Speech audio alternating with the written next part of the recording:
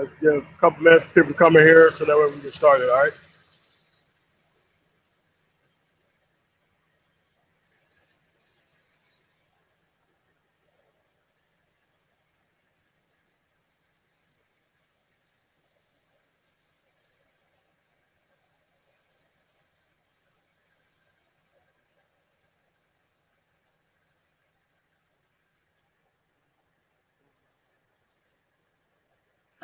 Make sure y'all hit the like button upon coming in. Share it if you could.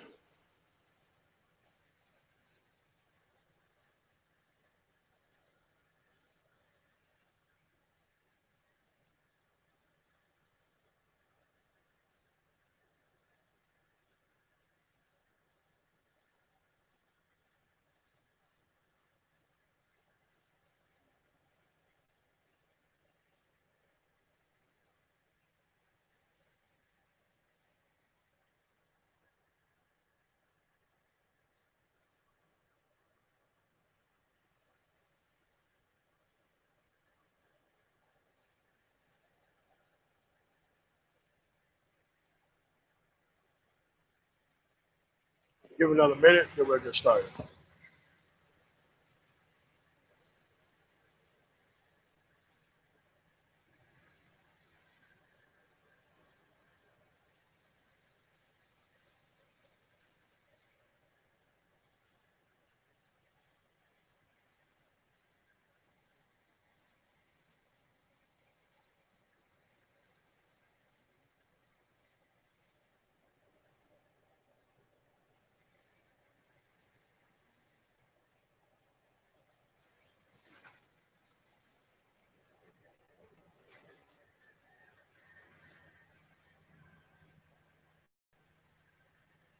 All right, let's get started. Last night there was a debate on TPOT. I was supposed to debate Dita Rail of Team Black Male Talk. The actual subject of matter of expertise there was supposed to be which one is more responsible for black crime or black criminality or something like that. There was two options. There was black apathy was one option, and the other option was white supremacy.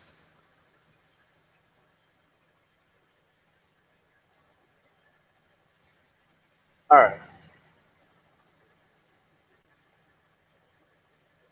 So obviously, Dita Rail did not show up to the debate like he was supposed to. He wanted to debate another topic, which is better for black men, black women, or SYSBN. Now, the reason why I did not want to debate him on that topic is because 80% of black men are already married to black women. And SYSBM is not against being with black women. We just don't want to be with a certain type. So I didn't think that there would be a good debate point because I just didn't want him to come on and incessantly trying to cape toward, these expired women within the space. So so so he was supposed to debate me on the actual topic to take up the actual thing for white supremacy portion of the thing, but you know, things got mixed around and he didn't show up, which is fine. But at some point he's gonna have to debate what's his plan for these women to get them off the market. Me, I have a plan. It's called Suffer and Starve Forever. I don't care about what you had all your time period here to be on the marketplace. Now you're gonna sit here and suffer and starve because uh, we don't find homes for expired women. That's just not something that men are supposed to do. Women are supposed to find, especially in a place where women have the choice, they were supposed to already be off the market by now. That's not a younger generation's problem. So let's go into this highly finished guy who decided to show up with Cynthia G talking points, no less, and why it's okay to keep debating these people. You have to constantly show up and talk to these people and prove to them incessantly that they have no real plan. And he wants to talk about how black men don't have any power collectively, which is true. But he doesn't want to talk about how we don't have the cooperation of a counterpart within the same society, which is the reason why you can't build a family or that type of power. Now, you see, people who have this sort of mind frame, they want you to build all the power by yourself. And then, once you build the power, you're supposed to hand it off to the people who wasn't beside you at no period of time, and the woman who was disloyal to the actual concept of the family the entire time.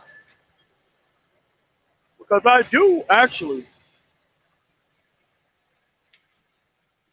probably believe nearly 100% of everything that Miller Mayer said yesterday in his live stream about I'd rather be a poor boy. I do agree with probably a majority of that, which is going to be a separate video.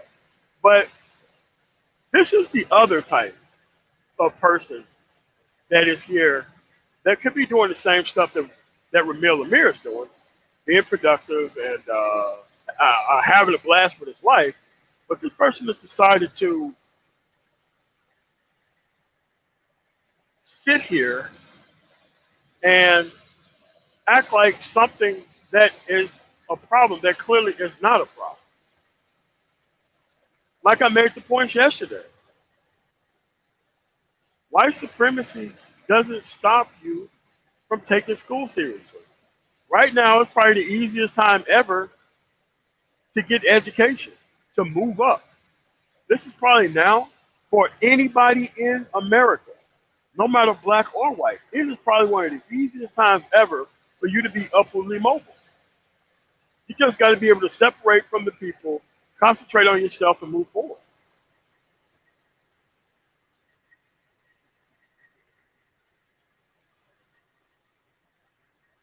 Yeah, apology. I mean, I can't. I mean, so he had the remnants of making sense, but I just had to separate myself from the conversation for that. No, I kind of reached my maximum daily withdrawal limit of trying to reason with people for that day. You know, I mean, but at the end of the day, you have to realize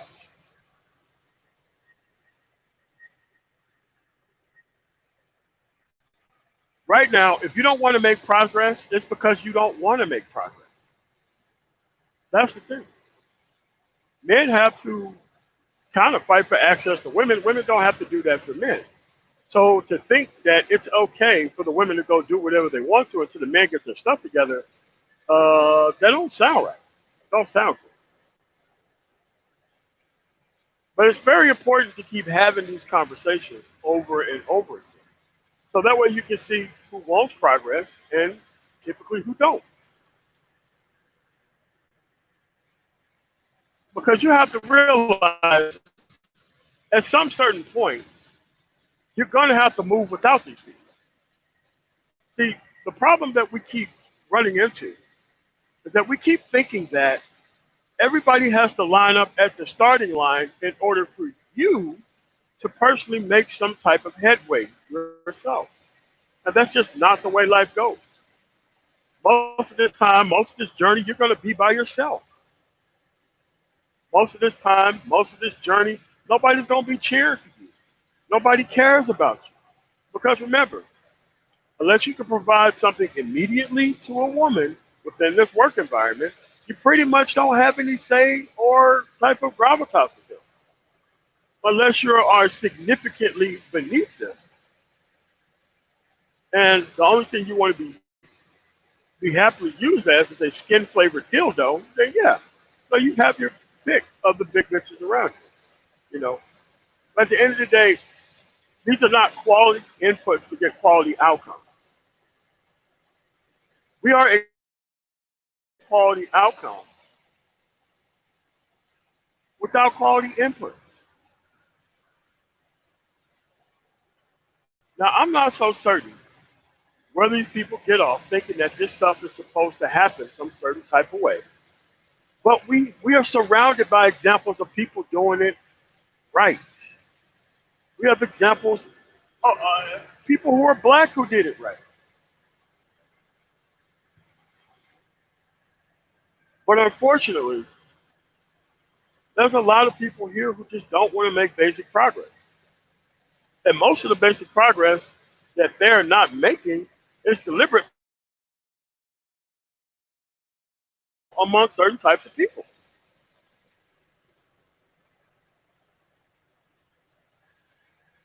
So you have to understand that, look, man, you're not going to be able to converge the past and the future. You're not going to be able to converge both of those things. One thing you didn't have a choice in, another thing you do have a choice in.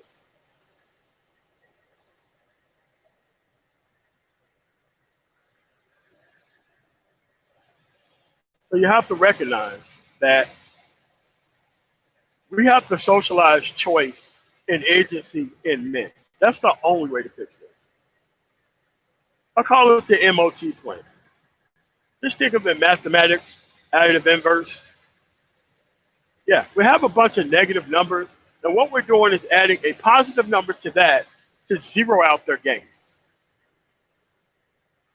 Right now, you're already seeing it with older women within the space.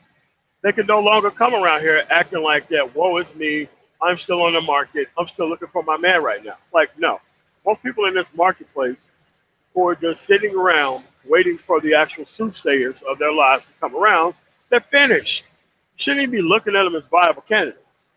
But they're here circling around like vultures to find them an inexperienced man to retire with. And you have to understand that's why most of these people are here.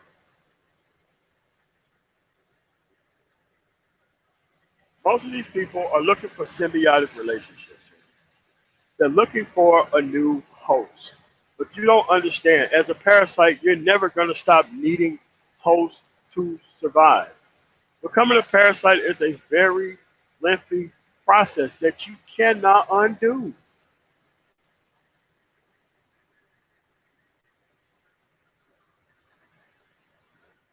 You can't undo that process of using men.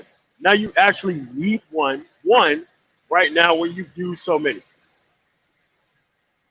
It's not going to work. You can't spend your whole life living a life of disrespect for men and then all of a sudden turning around expecting for the same type of men to serve you all of a sudden. I'm just saying at this point we need to socialize choice and stay away from these people. And if they exhibit certain characteristics, they have certain type of talking points, just don't deal with it. It's easy for me. I wasn't socialized to thinking that these people should be dealt with in any shape, form, or fashion. I was taught to move along by myself, and once I am there, find somebody of the like mind. Because most people of the like skins, you're going to find out throughout this journey, ain't your friends. And as Linnell said on a previous podcast, you're only 1 degree away from somebody who you do get with who's actually exhibiting all the stuff you're trying to run away from and stay away from.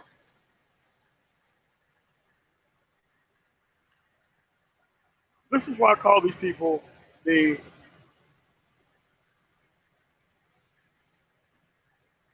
people who you shouldn't be with. I call them the original right. You know, it's kind of like the Illuminati, but with ignorant people who don't want to move forward. That's the problem here.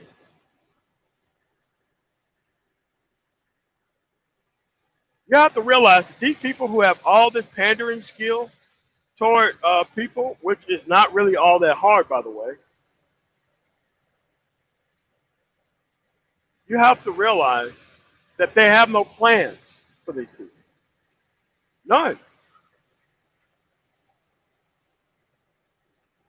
So what you do over and over is you keep having a conversation to ensure that they don't have any say so around. I'm not having a conversation for me. I'm already past taking these people seriously.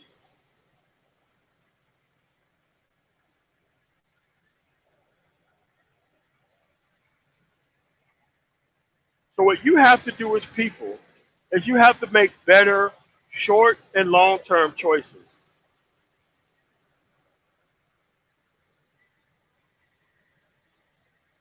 And so we need to be able to move from this. Remember, we're already sitting on the gold mine of inactive people, thanks to the circumstances that they're born in. A lot of these parents do not want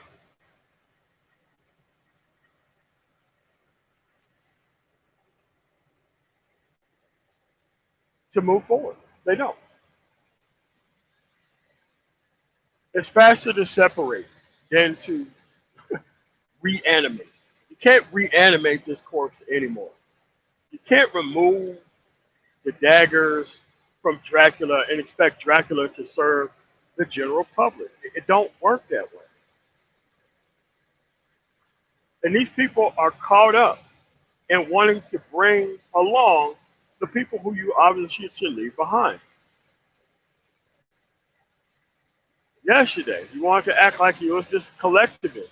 And I'm like, no, I'm not bringing them. They're not part of my group. And he couldn't rationalize why I wouldn't want people who don't have a track record of working alongside people to come along on the new journey.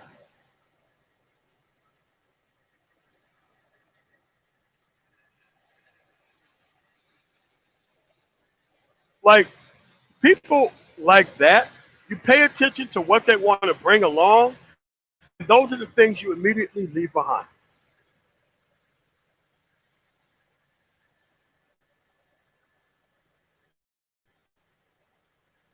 That's what we're here. And he was making excuses about saying, oh, we're dominated and all this kind of stuff. I'm like, yeah, as a group, that doesn't stop individual actions, though.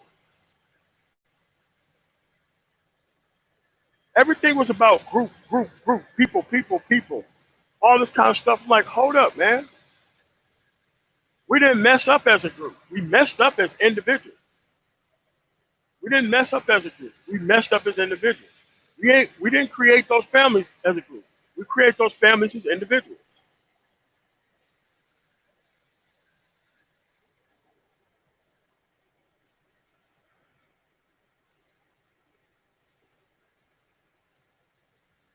And so, in order to keep these people around, they keep compromising more and more of their soul to keep these people happy. And I don't understand why a person would want to do that.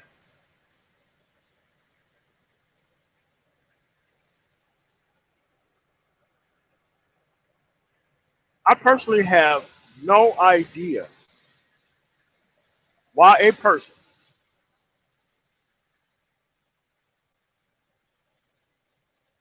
would want to bring those type of people around.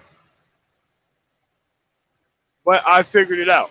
You see the email this morning from somebody, and he didn't understand why I left. I'm like, dude, listen, this dude has no plan, none. And this is why there isn't really any black talk shows across the United States. And even if there are, you just can't let random people call in. Because if you do, you end up with somebody like this guy who need to be in the book, who need to be researching, who need to be doing a lot of stuff. What you don't need to do is be on the stage representing any side of anything.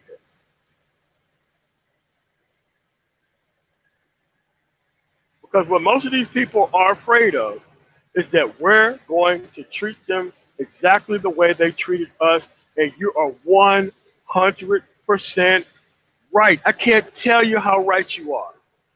Of course, we're going to treat you horrifically once we get our stuff together. What did you expect? For us to just let you off the hook with the way you behaved in the past? Are you out of your rabbit ass mind? Of course we was going to treat you this way.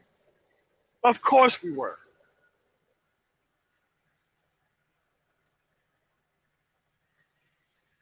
But you have to realize that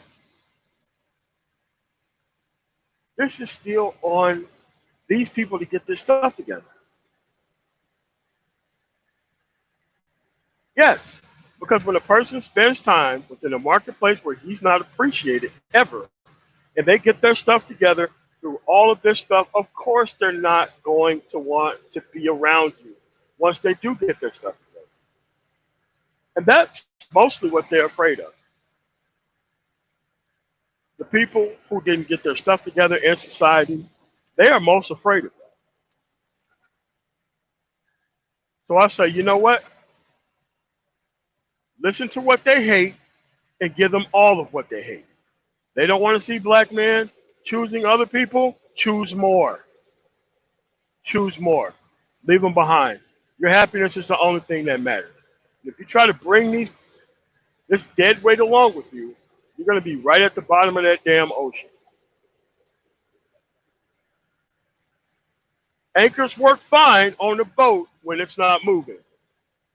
But a boat full of anchors probably isn't going to move no matter how big the engine is. These people are anchors. They're trying to wrap around your legs so you can't walk away from their tired ideas. That's the problem here. They don't want you leaving. They want you to play this game of cleanup. And then once you clean up, they're just going to mutiny you out of the place and do all the same stuff over again that they never learned from.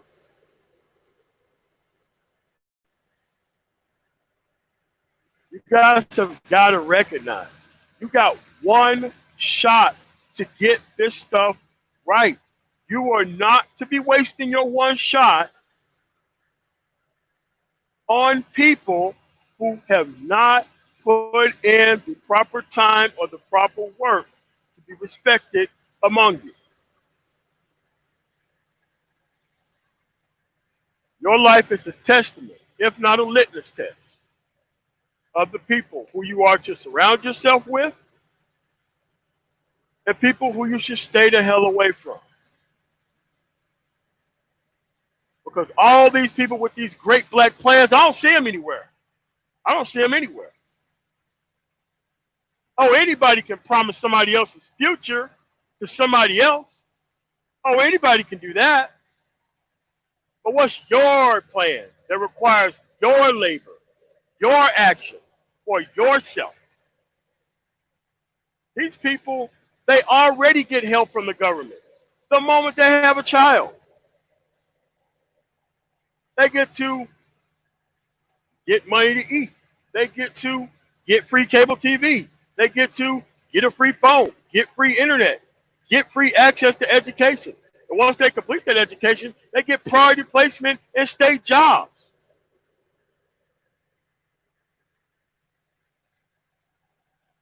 How much more help do you need?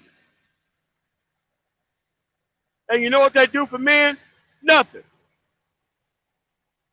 I kind of get the equivalent on some level of those things, but I had to spend time in the military to do that, like most men do. But you have to understand that they have not strategized to try to share those gains with us at all, period. They took those gains, they looked to each other, and they just wanted more.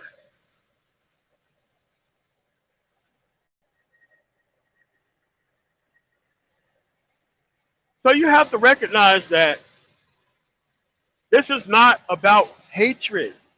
This is about getting you to look at the track record and why we can't trust you, why we can't bring you.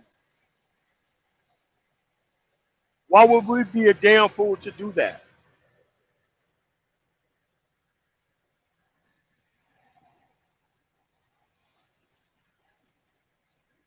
Yeah. Most of these people are on the market because they want to be there, dude.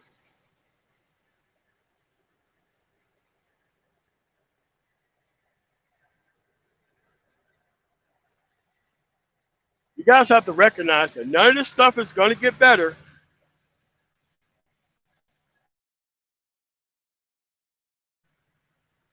And I'm telling you, the quicker you check out, the faster you focus on yourself, the more you start to see the great things this country and this place has to offer, the better off your life would be.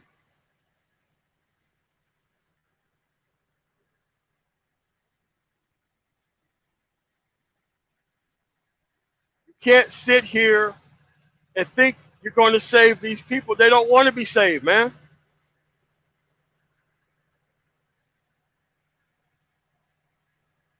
All you have to do is ask them, how are you doing so far today with your own personal plan for saving these people? How are you doing today with your plan?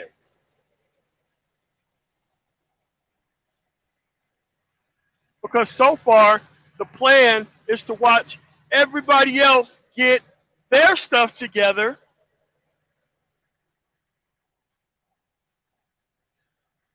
while they wait to take even credit for that stuff.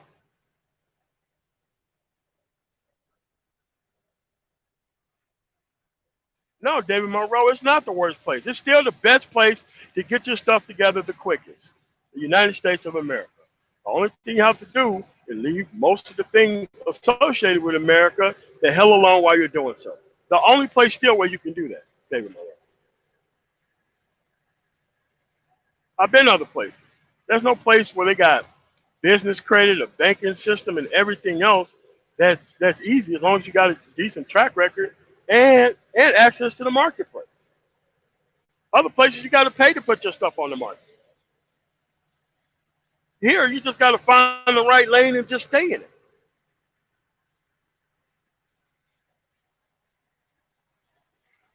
Shout out to Young Man channel. I looked at his video yesterday talking about why men can't work together. I suggest you check out that video. But you got to realize that when you have a majority of people, majority is greater than 50%, but we know it's way higher than some 50%, who are socialized around this feminine energy.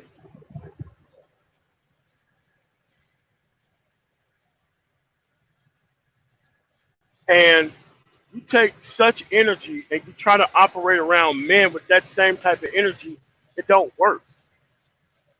Men work from two facets. We work better in a time of peace. In a time of peace, there's no arguing, a lot of cooperating, a lot of plans being done, and a lot of executing.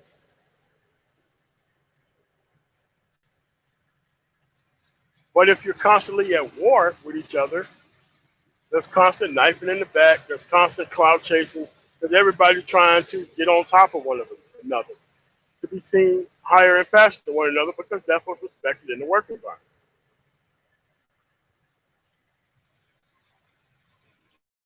You have to understand that it's the opposite of what they're saying. Get the mind right before you start worrying about the skin color shit. Because everybody who talk about this skin color shit are the very people who don't have their shit together, are the very people who are not producing, are the very people who ain't got shit to show for all the things that they claim that they work.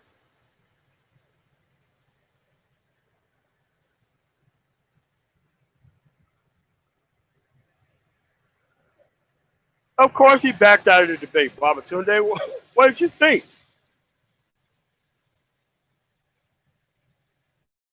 You know, like during the rain delays in baseball, that shit they roll across the field, and it take like 1,000 people to roll that shit across the field. That's the type of cape you would have on to pretend like you give a shit about these people in this society who ain't making any progress.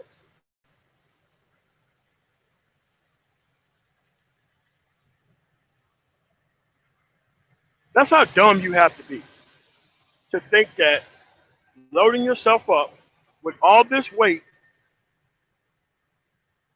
and you're going to easily be able to take off with all of this stuff that you're not going to be able to use. You're not going to be able to use all this stuff, man. Remember, we're supposed to be creating individuals who's supposed to be families. We're not supposed to be creating families, so hopefully we can get an individual out of it. That's the RBR plan, by the way, is to create as many kids as you possibly can, and one may be successful sometime in the future. And take care of everybody else. That's his plan. And that's the way we've been operating.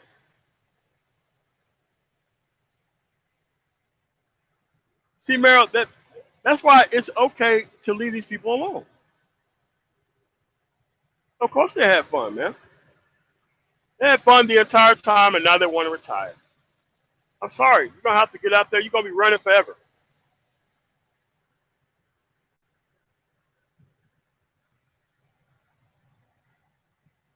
We're going to get that cosmic treadmill from the Flash, and we're going to put these motherfuckers on it, and we're going to let them run out that race forever. You're going to be out there on that track forever.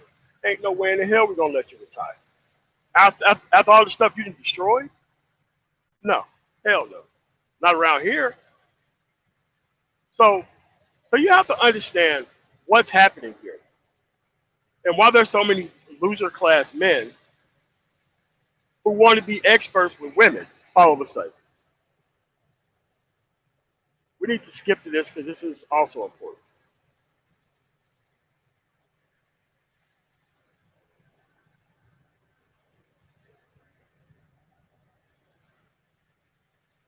The reason why this is important now is because they're trying to sell you access to their private hell.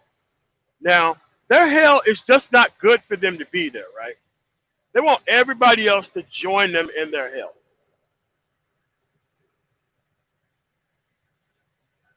Why do you think 50-year-olds are still on the market if the market is so damn good?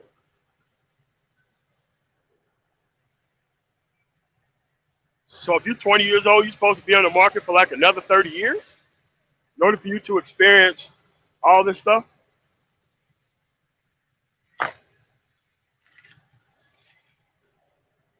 We now know, thanks to their admission,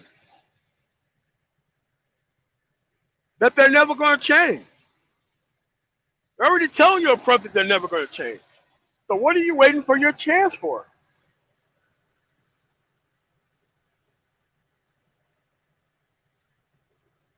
Yes, indeed. I got them beds for that ass. No more talk. I got beds for you. What size you want? How many people you trying to save? I got California king bunk beds. That's right. Cover up a whole room. You can save 2 entire families with that.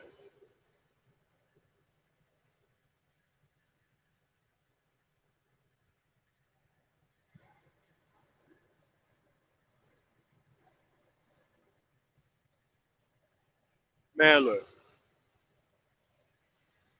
As great as a deal it sounds, I'm not trying to retire any of these vaginal t-shirt candles. I'm not trying to do that. I'm not trying to bring any of this stuff in my house and expect peace. Are you crazy? No, no, no, no, no. I'm sorry. I'm not doing it.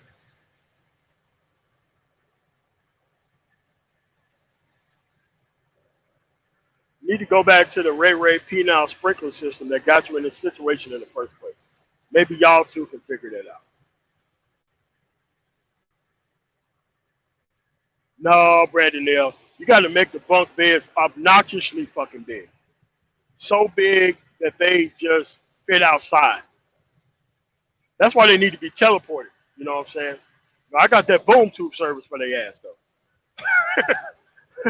Where you need to teleport it to? That's where we're gonna be doing that, man. They all have to realize why these people are here. They're here because they can't hold their L by themselves. So they want to divide their big L amongst everybody else in society. So that L to themselves don't look that big.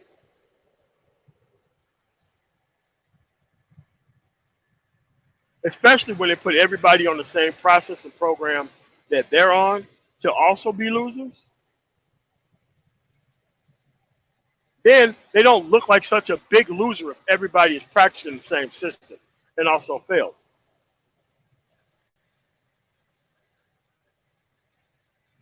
So they want everybody else to outfit themselves for the same consequences that they currently are experiencing by offering you the same circumstances that they got in that destroyed their lives. But here's the thing, they're doing it for free. They're doing you a free service. They're trying to get you to ruin your life for free. They are literally handing you a stack of raw steaks and convincing you to go right into that lion's cage.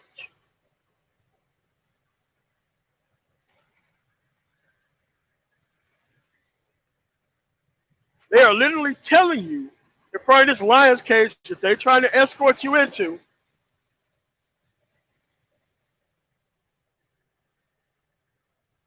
those are non-biting teeth that the lion has in his mouth right now. You're going to be fine. Those claws, those claws are not going to hurt you. Those are non-scratching people up claws. This is how they're selling you into this bad deal.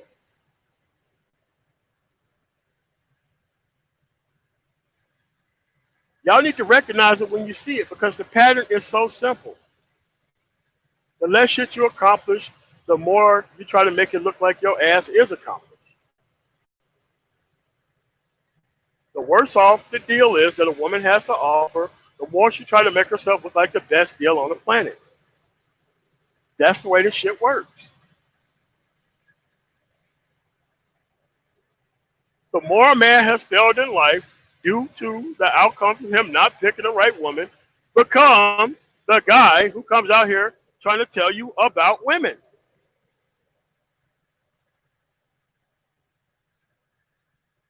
Most times, what they're selling, the quite opposite is true.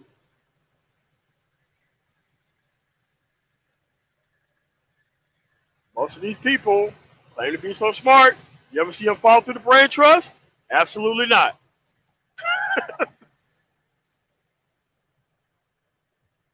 That's the way it is, man.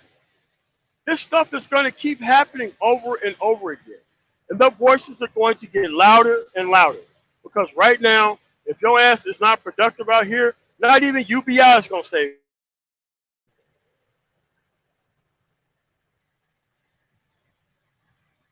That's just where we are right now. You have to separate. You have to reform, and you have to move on. That's the plan.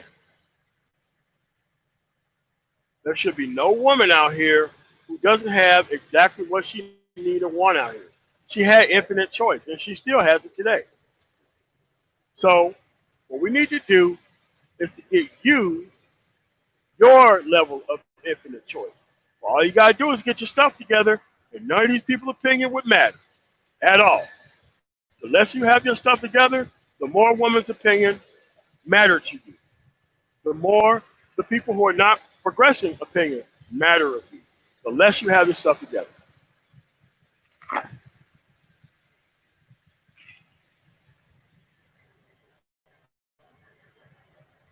Y'all have to notice it. Let's start going in on some of these older individuals in this sector. You know the type of older individual who should not be trusted. It's the one who still thinks that he has to defend the idea of this so-called black family, knowing the status of these men and women within this environment. You have to find a way of putting quality people with quality people. Because the con job that they're trying to run on all of everybody is that we're going to put non-quality women with somehow inexperienced, maybe quality men, and somehow there's going to be a good result. That has never been tried anywhere. It's never been tried with any people that I ever heard of, and most likely it won't work.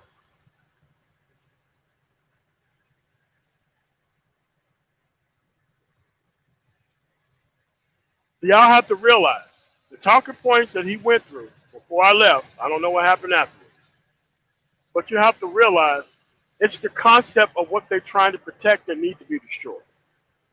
It's the concept, and the concept can't survive as long as you're being faithful to their dream. They don't even have the wherewithal to actually provide for their own dream, but they want you to provide it for them. So whatever they're trying to resurrect is what you should leave there.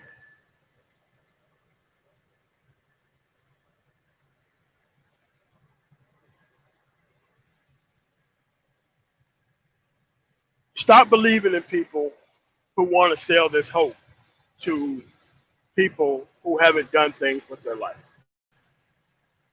You have to understand that progress and hope are antonyms of each other when it comes to black people.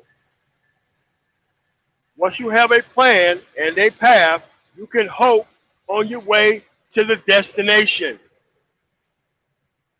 What you don't do is you sit there, take no action. That type of hope is dangerous for people who don't want to take any action. Now you got this stupid belief system that they could do nothing and they could benefit from progress. Other people's progress, not their own progress, other people's progress. That's the type of thinking you need to get out of your head. That stuff isn't going to happen. It didn't work for them either.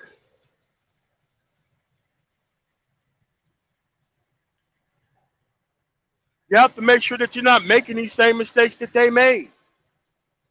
If some of these people with no track record want you to be interested in a certain thing, chances are you need to be leaving it alone. Because remember, they're only replicas of the same system that they are, no matter what it is they are. So if you see them doing a certain type of thing and their life is in a certain type of standpoint, that's what they're trying to recreate in your life. Because they're not going to try to recreate anything any better than what they currently got. You have to understand this is how this works. Again, I welcome people who are actually give a damn about this so-called structure to get together. Let's deal with the people of the like mind, man. Because most people of the light skin in this environment are not your friends, dude. They've already told you they're never going to change. They already told you they're going to take whatever you give them and feed their kids and go feed Ray Ray with it. So that's the way it is.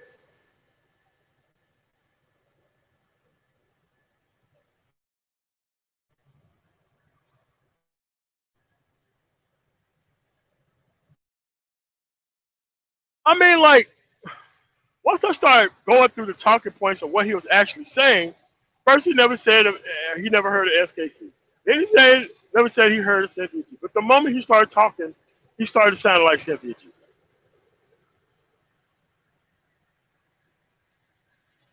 Which, hey, I mean, she's at her destination too, failure. She's gonna be humiliated into making $1 million and turning it over to her. Ain't nobody gonna do no shit like that.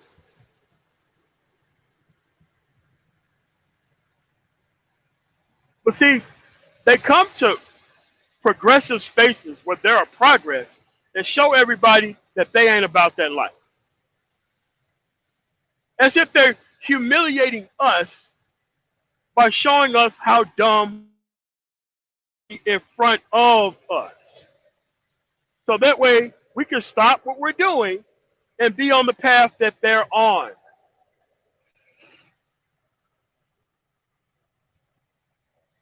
That's why they enter spaces when men trying to get their stuff together and trying to do those types of things. That's why they're doing it.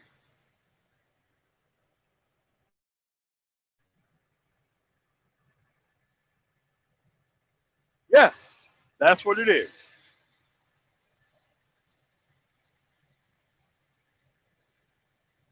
And they think that they have a right to come here and BS us to our face. All they need is our help doing that. What kind of sense does that make?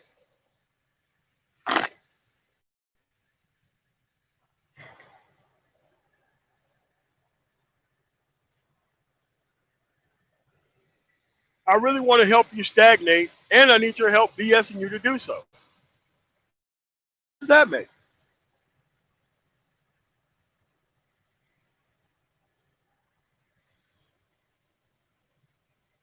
But it's time for you to talk back. It's time for you to tell these people how full of it that they are to their face.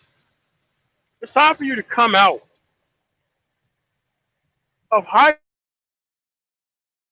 I want to be a part of it. Be proud to say that. And say it out loud to their face. I don't want to be a part of this because you're destroying everything around you. And I just don't think this stuff is about progress. There's nothing wrong with that.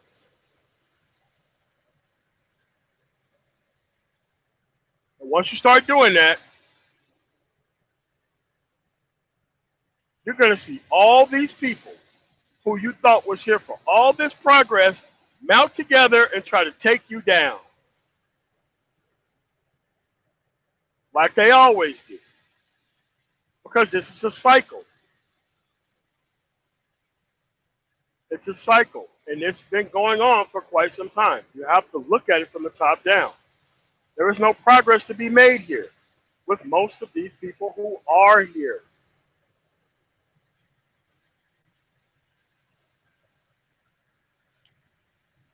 Acting like you give a damn about these people while simultaneously leaving them in their same position is fraud. It's fraud, dude. After all this stuff was started, what did they want to do? Research to talk about nonsense over and over and over again. So now, if you still want to be part of the repeat argumentosphere, so that's what it is now, the repeat argumentosphere, where nobody makes progress, they make a lot of nigga money, and that's it. Go there next week, but niggas not approving. That's what's happening. So when we're still talking about, don't want to hard. But when we're still talking about the women who are not going to drop their bag of dicks and deal with a far more decent dude that they were destroying a heartbeat, and we keep having those types of conversations, it's not about progress, man. It's not about progress. It's not about progress. Progress is easy. All you have to do is drop the stuff that you were doing before and move on to something else. But now, not making progress have turned from like a dinner napkin to like a trailer tarp. That's how big the security blanket has gotten for people who don't want to make progress.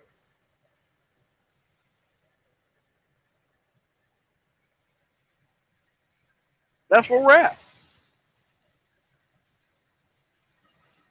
It's easy to say, dude, you need to get away from that low wage job. You need to go get your CDL, get on the road, and find yourself some piece of happiness in life. You do that, some people think you're a heretic, a traitor.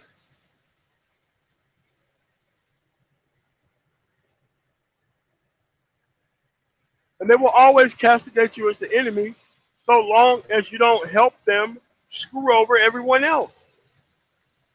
That's what's happening here.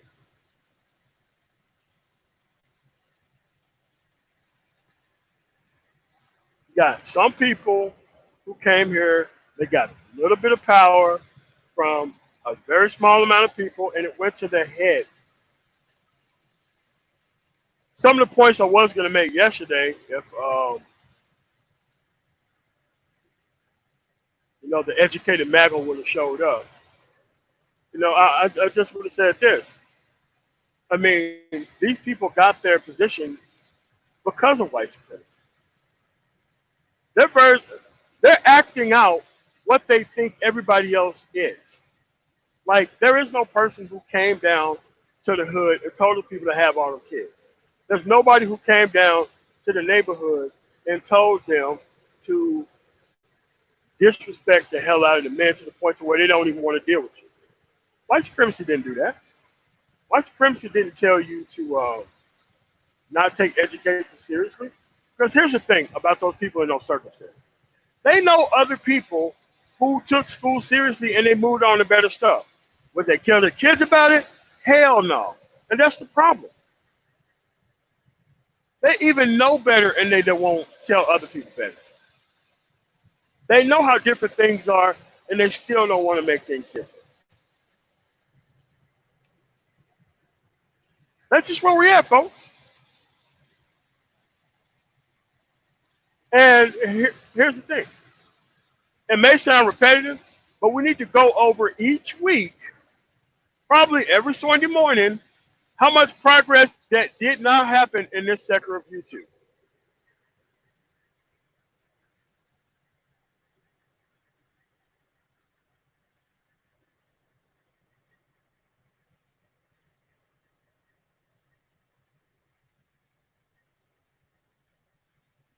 Yeah, man. The problem is, man, is that these people shouldn't be existing. These these parasites shouldn't be surviving off of a non-productive man. Now, I get the entertainment aspect and portion. I get that, but to continue to think that this is what's supposed to run our society is crazy. What's going on, Nicole? You, you have to realize that these people's places were supposed to be temporary to help fix stuff. Most of this stuff was supposed to be temporary. It wasn't for you to turn a whole life into trying to help people get from one end to another. They wanted to keep their positions. And in order to keep their positions, they required the stagnation of everybody. So when you require the stagnation of everybody to keep your so-called quote unquote position of helping, that's when you're no longer helping anybody anymore. That's when you're helping yourself at the expense of everybody else in the damn group. And you know damn well I don't give a shit about this black community shit. But why is it that I have a plan to save these people and the people who claim they are don't?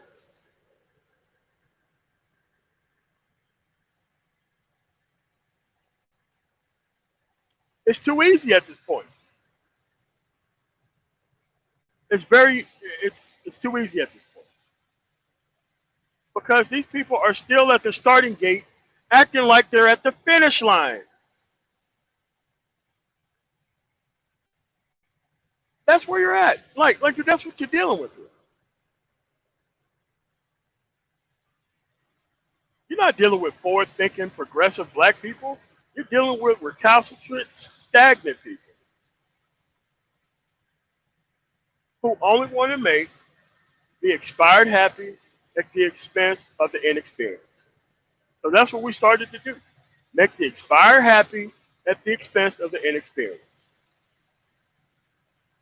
We're promising we're promising the most highly finished people in this space a retirement plan with the inexperienced man.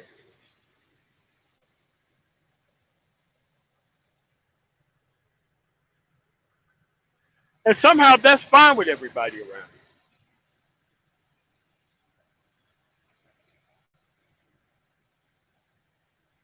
Somehow that's fine. You have dating coaches who are socializing you into thinking that feminism's gains are permanent and that you have to deal with it.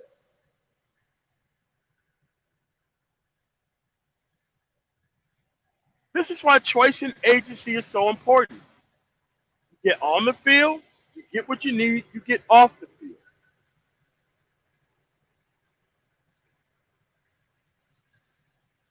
I think by now we've knocked down all of these supposed pro-black arguments. We got pro-black intentions, but we ain't got pro-black action. I don't understand that.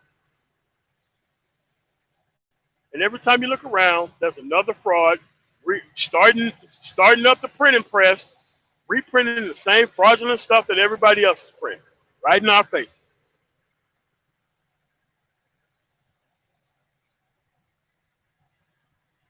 At some point, we just gotta say enough. I'm gonna make progress for myself. I'm gonna check out of this stuff, be on my own stuff, and leave this stuff alone because it just isn't improving. It's about not handing your improved self back to the people who never respected you in the first place. They don't respect and improve you either. That's another thing that they don't tell you.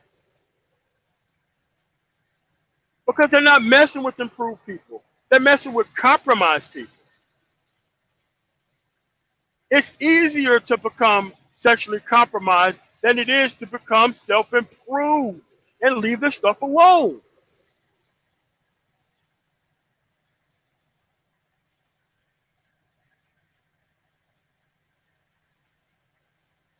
How hard is that? It was always going to become a time and place where the people who started having kids in the 70s were going to age out of the system. That time is now. There was going to become a time of the people who abused themselves in the 80s, 90s, and double lots, who's not going to be able to retire, and that time is also now.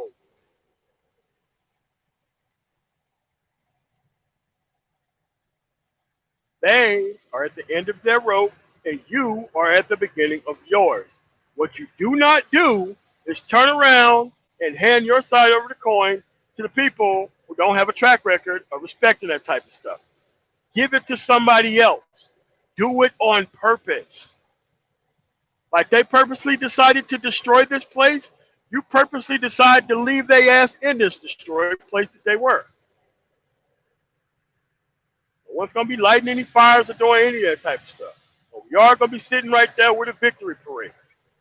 All right, they're almost out of here. Yeah, just look at it. Look at it. Don't say nothing. Don't touch them. Don't help them. Just look at it.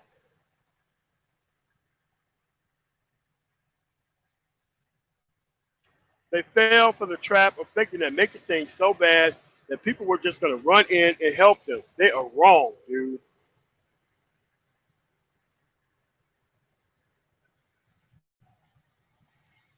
You don't need all this stuff, man. You don't need to be trying to conquer female nature. You don't need to be worried about the sexual marketplace. You don't need to be worried about sexual market. Dude, you don't need to be worried about none of that shit. You know who's worried about that shit? You know who talks about that shit? You know who teaches from that shit?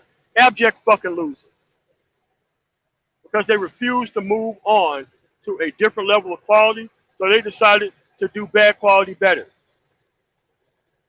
It doesn't matter how many times you intentionally go into a bad situation, you don't turn it into a good fucking situation by mastering bad shit. You experience bad shit, you move the fuck away from bad shit. That's how that works.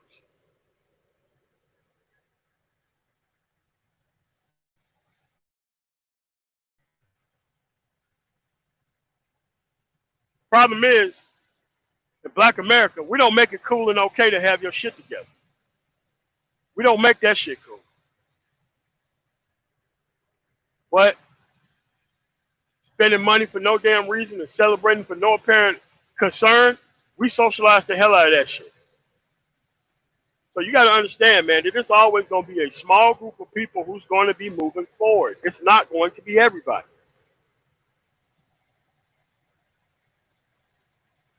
Stop waiting. Act now. Act today. Don't wait on these other motherfuckers. Dude, they don't care about you succeeding. Your success humiliates them at their core. That's why they hate seeing black men happy. It isn't the fact that they're dating other races of women. It's the fact that that nigga got a smile on his and they can't fucking wipe it from it. That's what these motherfuckers don't fucking want.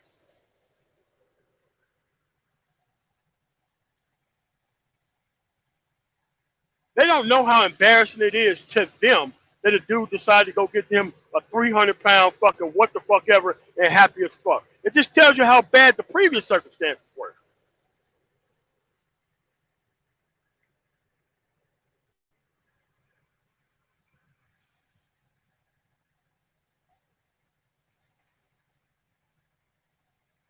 Y'all have to understand, man, that I want us to be the last motherfuckers going through this. I don't want this bullshit going on for another fucking generation. I don't want that. The shit that I've seen, I tried to tell people about it. Motherfuckers' minds are fucking blown. And then when I show them this shit, minds are even further fucking blown. All they had to do was see somebody in their situation that they used to be in, somewhere else, happy as fuck, not worried about the same shit that they used to worry about.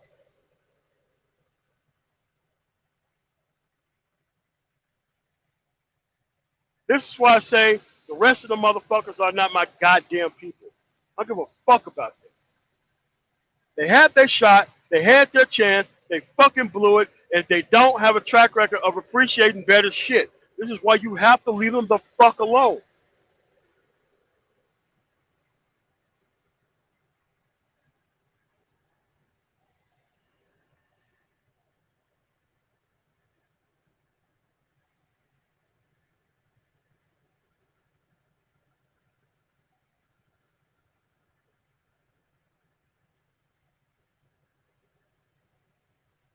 Yeah, it's done. We're gone.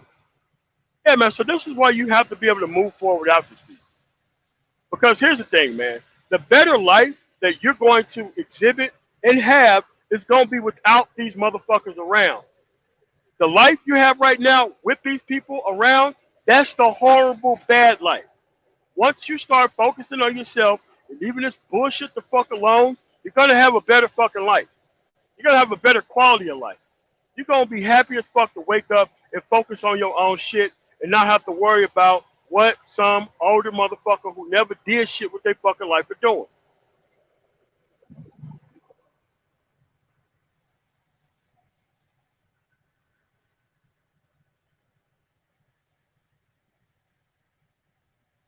The better life is without these people around you, man. The better life is making decisions that's going to make you better for yourself. And it matters where you hand the shit down to. That I do agree with. But what I disagree with them with, it ain't gonna be them. This is it. The reign of fucking terror is over.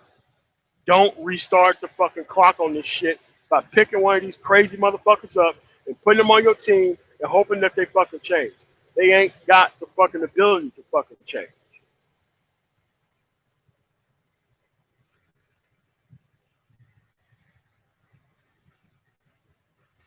Yes.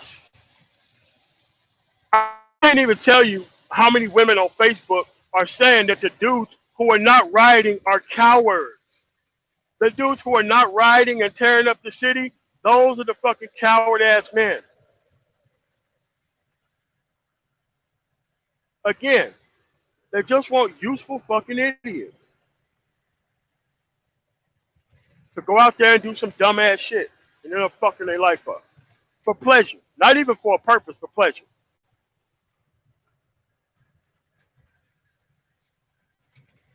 You ain't to be engaging in this monkey shit so that way these people can be happy, man. They got some bullshit plan for you. You have them motherfuckers go out there and do this shit they own self.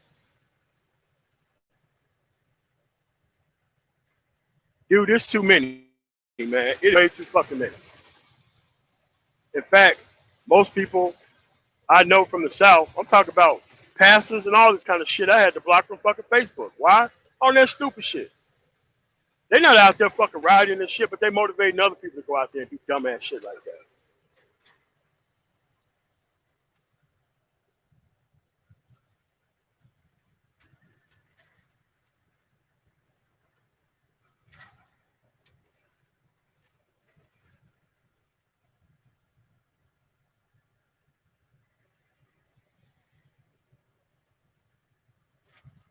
Yeah, leave their ass behind.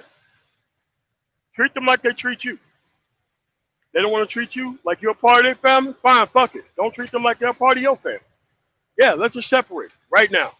Who's taking who seriously at this fucking point? This is what you need to fucking come out here and fucking do from here on out. You can't keep this shit up forever, giving a fuck about people who don't want to make progress. Because if skipping a meal would probably make these people get their act together, it's time to stop feeding these motherfuckers, man. It's time for their stomach to start growling and fucking hurting.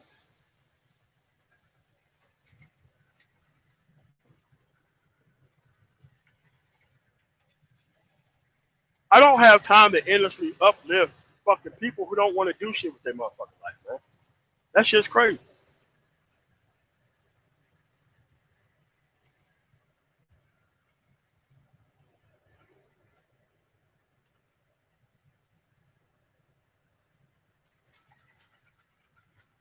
I'm just telling you, man. Not only Are they not your people? They never have been, and they never will be.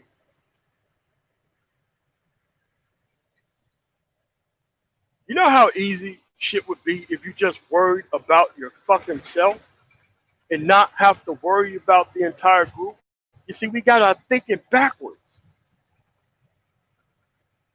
Focus on yourself, get your shit straight, then form a fucking union with other people who got their shit together.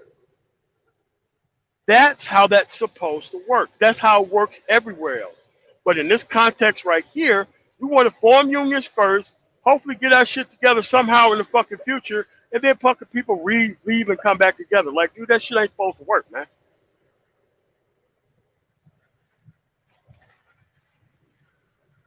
Yeah. Well, stop fucking them. Stop fucking with them. Stop being around them. Stop trying to save them. I did. One of the best decisions I've ever fucking made.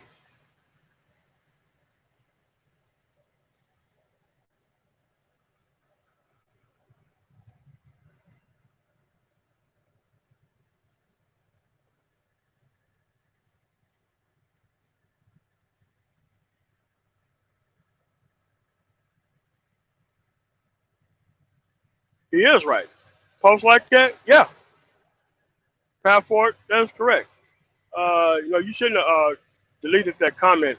He was talking about on Facebook when these women would be posting the "I can't breathe" shit after Eric Gardner's death. That there was like, what I'm saying, hashtagging that shit and saying that shit everywhere, man. Just crazy shit. But that's cool though, man, because they're gonna keep showing you over and over again that they don't want progress.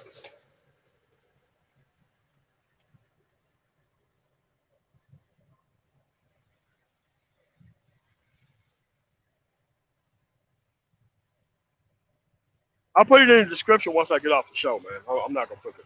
Yeah. So it's like this, man.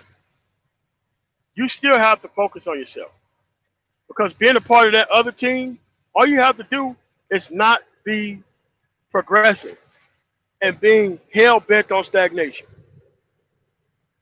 And you're gonna be just fine where you are.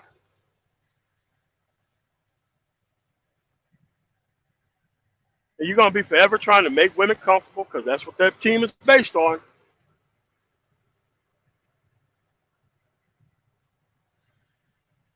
That's a life sentence that you have to serve every day. And any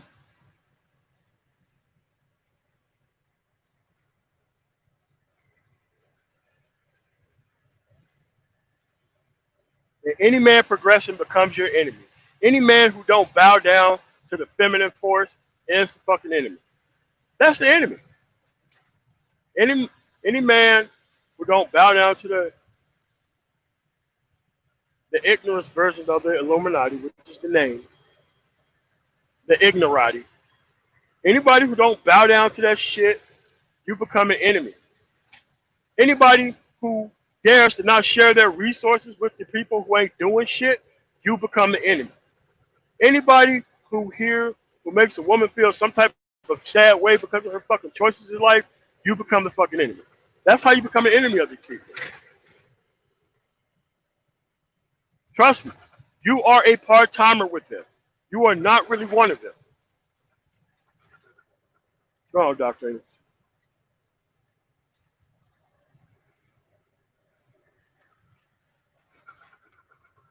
You're right, Doc Phoenix. It looked like some Arab Spring shit going on. Yeah, all you had to do was lock a motherfucker up within 24 hours, and none of this shit would be happening. I don't give a fuck. I'm not going out there. I'm gonna sit right here on the air conditioning and fucking chill out, man. I ain't got time to be out there doing that stupid shit.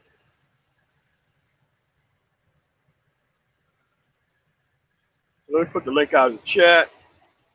Get on here for an hour and get up out of here. Hold on a second.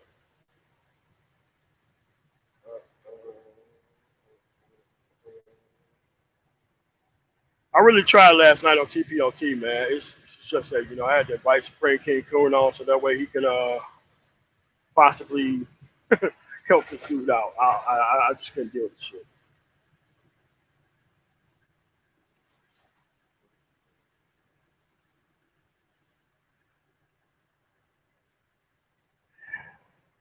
Doc Phoenix, man, like a lot of these states are really trying not to reopen because they ain't got no places for these people to work. And that's what more of the shit's about. Is people ain't got shit to do. They're fucking and that's why that shit's happening. It ain't because of this fucking the dude who died. I could tell you that for certain. It's because these motherfuckers are lost. They ain't got shit to do. They weren't productive with their motherfucking time, and now they want to tear shit the fuck up. Or people who actually did produce in their life, man. That's what's going on with that shit.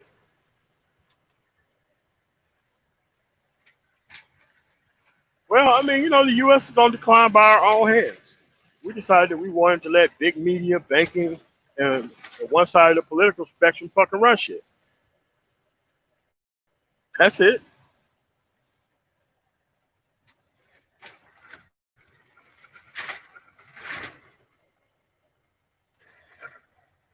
And here's the results. The exact people who thought that they were going to be protected by their system is the same people having the same problem as everybody else with the same exact fucking system. Congratulations.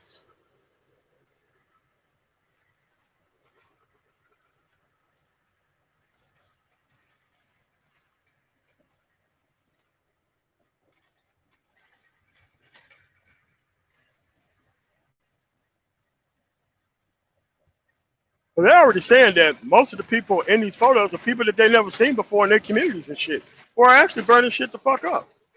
Like, man, look, somebody out there acting a fool, put this motherfucker down. Like, what the fuck are y'all waiting for? I'm not gonna let them. I'm not gonna let somebody come burn up my shit, man. Fuck all that.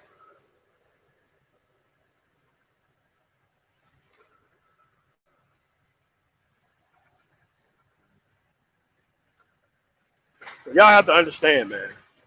Most of these people here are part of a bigger system of not progressing, and in any type of forward movement that's not shared with the heads of their corporation, they're not gonna let that shit stand. They're gonna act like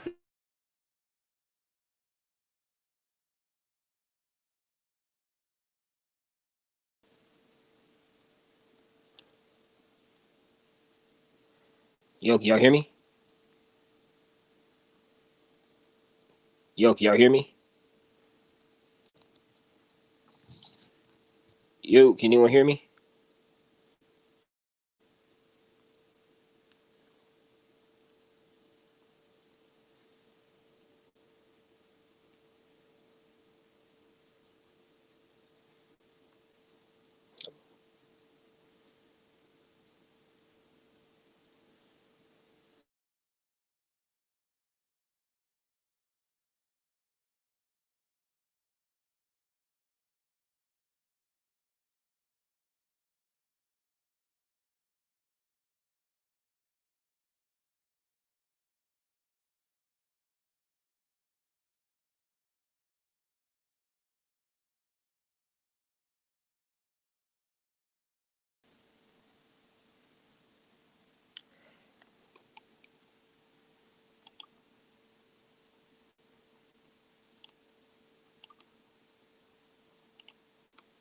Yo, can anybody hear me?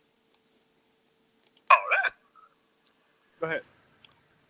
Yo, can y'all hear me? Yeah, I can hear you. Go ahead. Okay, sweet. I haven't really been listening. I've been turning in early lately. I haven't really been listening to any of these crazy debates and rumbles, man. I'm kind of glad I haven't. Nah, man. I So mean, they're not really going nowhere. no, they're not. Like, and honestly, I think there comes a point where you can't really take even people with PhD who are PhD candidates seriously. I've checked out their sites and looked at what they say day in and day out. They take 2 minutes out of their time. They got their own little page on YouTube now. They're expecting us to flag them, which I don't really see the point in doing that. There are worse channels, feminazi channels, to flag than that guy. So again, I don't really take too many of these black people seriously anymore. If they're not involved in tech, don't take them seriously. Like Tech, I healthcare, transportation, yeah, farming, anything something. forward thinking, fuck them. And you know what's crazy? Like Yeah. I deal with some. You deal with some of these chicks in your personal life, and it's like they swear up and down they're gonna go somewhere. Like I got an associate's in law, and I used to work. Wait, what did you say? I used to work in like a office helping people with get their paperwork straight. But now, I'm doing other stuff now. I'm like, well, you really think those guys are gonna hire you? And then they have the audacity to think that swirling is gonna save them. No, the I mean, if but the these people can if the turn sex, on the internet and truly see what they actually think about black men. Like, you really think that they're not going to draw two and two together? It is not about the white skin. They just don't like men, period. And the way that they treat quote unquote black men isn't eventually going to come out in that relationship that they're having. yeah, and it's like they're quick to say that interracial relationships between black women and non-black men last longer, but those dudes are cheating on you with women that look like them. Like, and as much as I don't deal with who, ever since nobody's trying to go to a Sunday Rumbles anymore, it's like he's kind of right. Like, and to be fair, both sides, both black men and black women, set themselves up for this shit. You really think running to another side is going to help you? And I don't think that's what SYSBM is about. No, I I mean, think SYSBM is a mind state on having outcomes and better results. And I that think takes a while. I think as much as there's a lot of BS with dating coaches. One of the ones I like, one of the most profound things one of them has ever said was master the art of being alone. That's Yeah, a I think yeah, alpha and a sigma trait. You're born alone, yeah. you're gonna die alone anyway. And it's like the problem with feminism is it's really hurting them in the long run. It And is. I watched the Red Pill documentary about a year ago, and the chick that they made a meme out of, the white chick, the big red chick. Yeah, She yeah. Every time these guys made a logical point, well, she's like, well, we're feminine. Well, we're trying to help stop that because it was created by men. Okay, so if feminism was allowed by men, it's actually hurting you. How are you going to stop it if you're constantly pushing this agenda? It's like You're trying to it's get ants to give up the fucking sugar cube, man. This shit's not gonna happen. You have to walk away from this shit. That's how you have to fix it. You have to fix it on an individual basis. Just like just like feminism itself, which I don't see as all that much of a problem I for don't me, mean because either. of just yeah, and the My people thing be is like, if you want to compete with me, fine, but you can't stop and demand that I hold the door for you or that I settle down with you and take care of you. You want to go out and sleep with as much men as you want, just like men have done when they are quote unquote select, fine. But when you run into a man who is aware of that, and for all intents and purposes, maybe he didn't have as much carnal experience as the select men that you've given up to within 5 minutes of looking at them, and he decides, nah, fuck that. I'll just deal dude, with a sex listen, man, doll. none of that shit even matters at this point. Yeah, it doesn't. People trying Like, to figure out how they're gonna survive for the next year. You got people not even understanding how the fuck they're gonna survive to the next fucking month. Trust me, I just had that fucking somebody. stimulus check from April is gone. It would That's have. what It this should have been. that's what this the guy who got shot in Minnesota shit is about. It's about these Yeah, he was. motherfuckers that are out of food. He wasn't shot. He wasn't shot. He was Oh, I'm basically. sorry. Yeah, yeah, yeah, yeah. Sorry. But it's crazy. I work on a military installation doing IT. Nice. Yeah, I got my Security Plus back in December. I listened to a lot of like Black Brain Trust. Shout out to those guys to keep me Yeah. motivated. I'm working on my Cisco certs right now. Some of those guys, you know, this whole COVID thing stopped them from heading overseas and doing contracts. I'm trying to get another overseas contract to head back over there. Man, hey, man, it's far easier to do that There are a because lot of there's a lot of opportunities. I keep my emails constantly being hit up, but it's just a waiting game too. Part of it is the waiting game. So and then looking for something that matches my experience and all that because I just started for really but this guy, like those guys are like they did some research. The guy who died, the police that killed him, they knew each other from working as bouncers, and the legitimate grievance with that police department that the people have is like, okay, that dude who did that, who killed him, basically, he had been involved in 3 police shootings, and I'm security forces and or in the National Guard. I've worked with actual cops, and when I was gung ho about being a city cop or whatever, I found out a long time ago that you can't have more than one shooting. You can't have more than you was can in the get same another. career field then, man. Was in the Yeah, same career field then. you also did TAC-P too, right? Yeah. Huh? You Yeah, yeah. tried out for it. Yeah, I did TACP. You tried No, out. no, no, no, no, no. TACP, I made it. Pararescue Combat Controller, I did not make it. And then you got out and did police work, and then you Yeah, did yeah, local police work too. Okay, cool, yeah, cool. yeah. And But then I was a bounty hunter for a while, and then I got out. yeah. Well, my door kicking. I was told that I should do something like cybersecurity or intel. I could kick down doors, but what I what I what I learned from trying to be a cop is, and maybe that's why you're in the field that you're in. Contrary to a lot of popular opinions, it's not a good idea to be too intelligent for that field, be intelligent No, enough for that field. Even no, Michael J. dude, I listened to no. Vlad. I listened to a Michael J. White on Vlad TV. He would have made. He could have been a cop. He aced it and all the other shit, but they pulled him to the side and said your IQ is too high to be a police officer. But back to what I was saying, you can't have more than one shooting. That dude had been involved in 3 police shootings Yeah, and it's during always a drug. pattern. It's always a pattern with dudes like that. It's always a And then, pattern. Hey, can you guys hear yeah, me? I can hear you. Yeah, go ahead. Keep going. Oh, you can hear me? Okay, that's all. Yeah, we're going to go. Okay, no. Go ahead. Yeah. Hey, what's going on, MOT? Go ahead. Go on, man. All right. Go ahead, fam. No, Well, go ahead, man. yeah, it goes without saying that there's some legit grievances as that, like, that guy should not have been there that long. But then I'm not. My question is, how did it escalate to that? What initially escalated it to that? Yeah, and that's what we don't know. We Because don't. we know how it shouldn't have ended. But it's just that you got to make sure, like, this is how I say salt. I say, you have to get rid of the, we're actually going, no, you want to talk about this now? Yeah. I just think that the police, they're refusing to kind of release that video, and I guess they don't want that to be seen as of right yet. To me, and now my understanding also was that $20 bill that they said that this guy was using, that was counterfeit, wasn't ultimately a counterfeit bill. Is that it also? So it seems that there's a lot of questions here about that. But it seems to me that this police officer, who apparently knew this man before, seemed to, I believe he kind of looked to escalate that incident a bit, and I Yeah. think that's why it got to where it got. I don't know if this officer, if this guy was fighting this police officer, but I know a lot of police do escalate things at times when They do. maybe they shouldn't. They do. And, and, and that needs itself to be a crime. You have to say in 100 out of 100 cases, would this guy have acted the same if it was a woman, if it was a white woman, a white man, blah, blah, blah. You have to put it on that scale. Yeah, Because a it lot of people depends. escalate shit. They No, do I'm just saying. on both sides I'm, of the fence.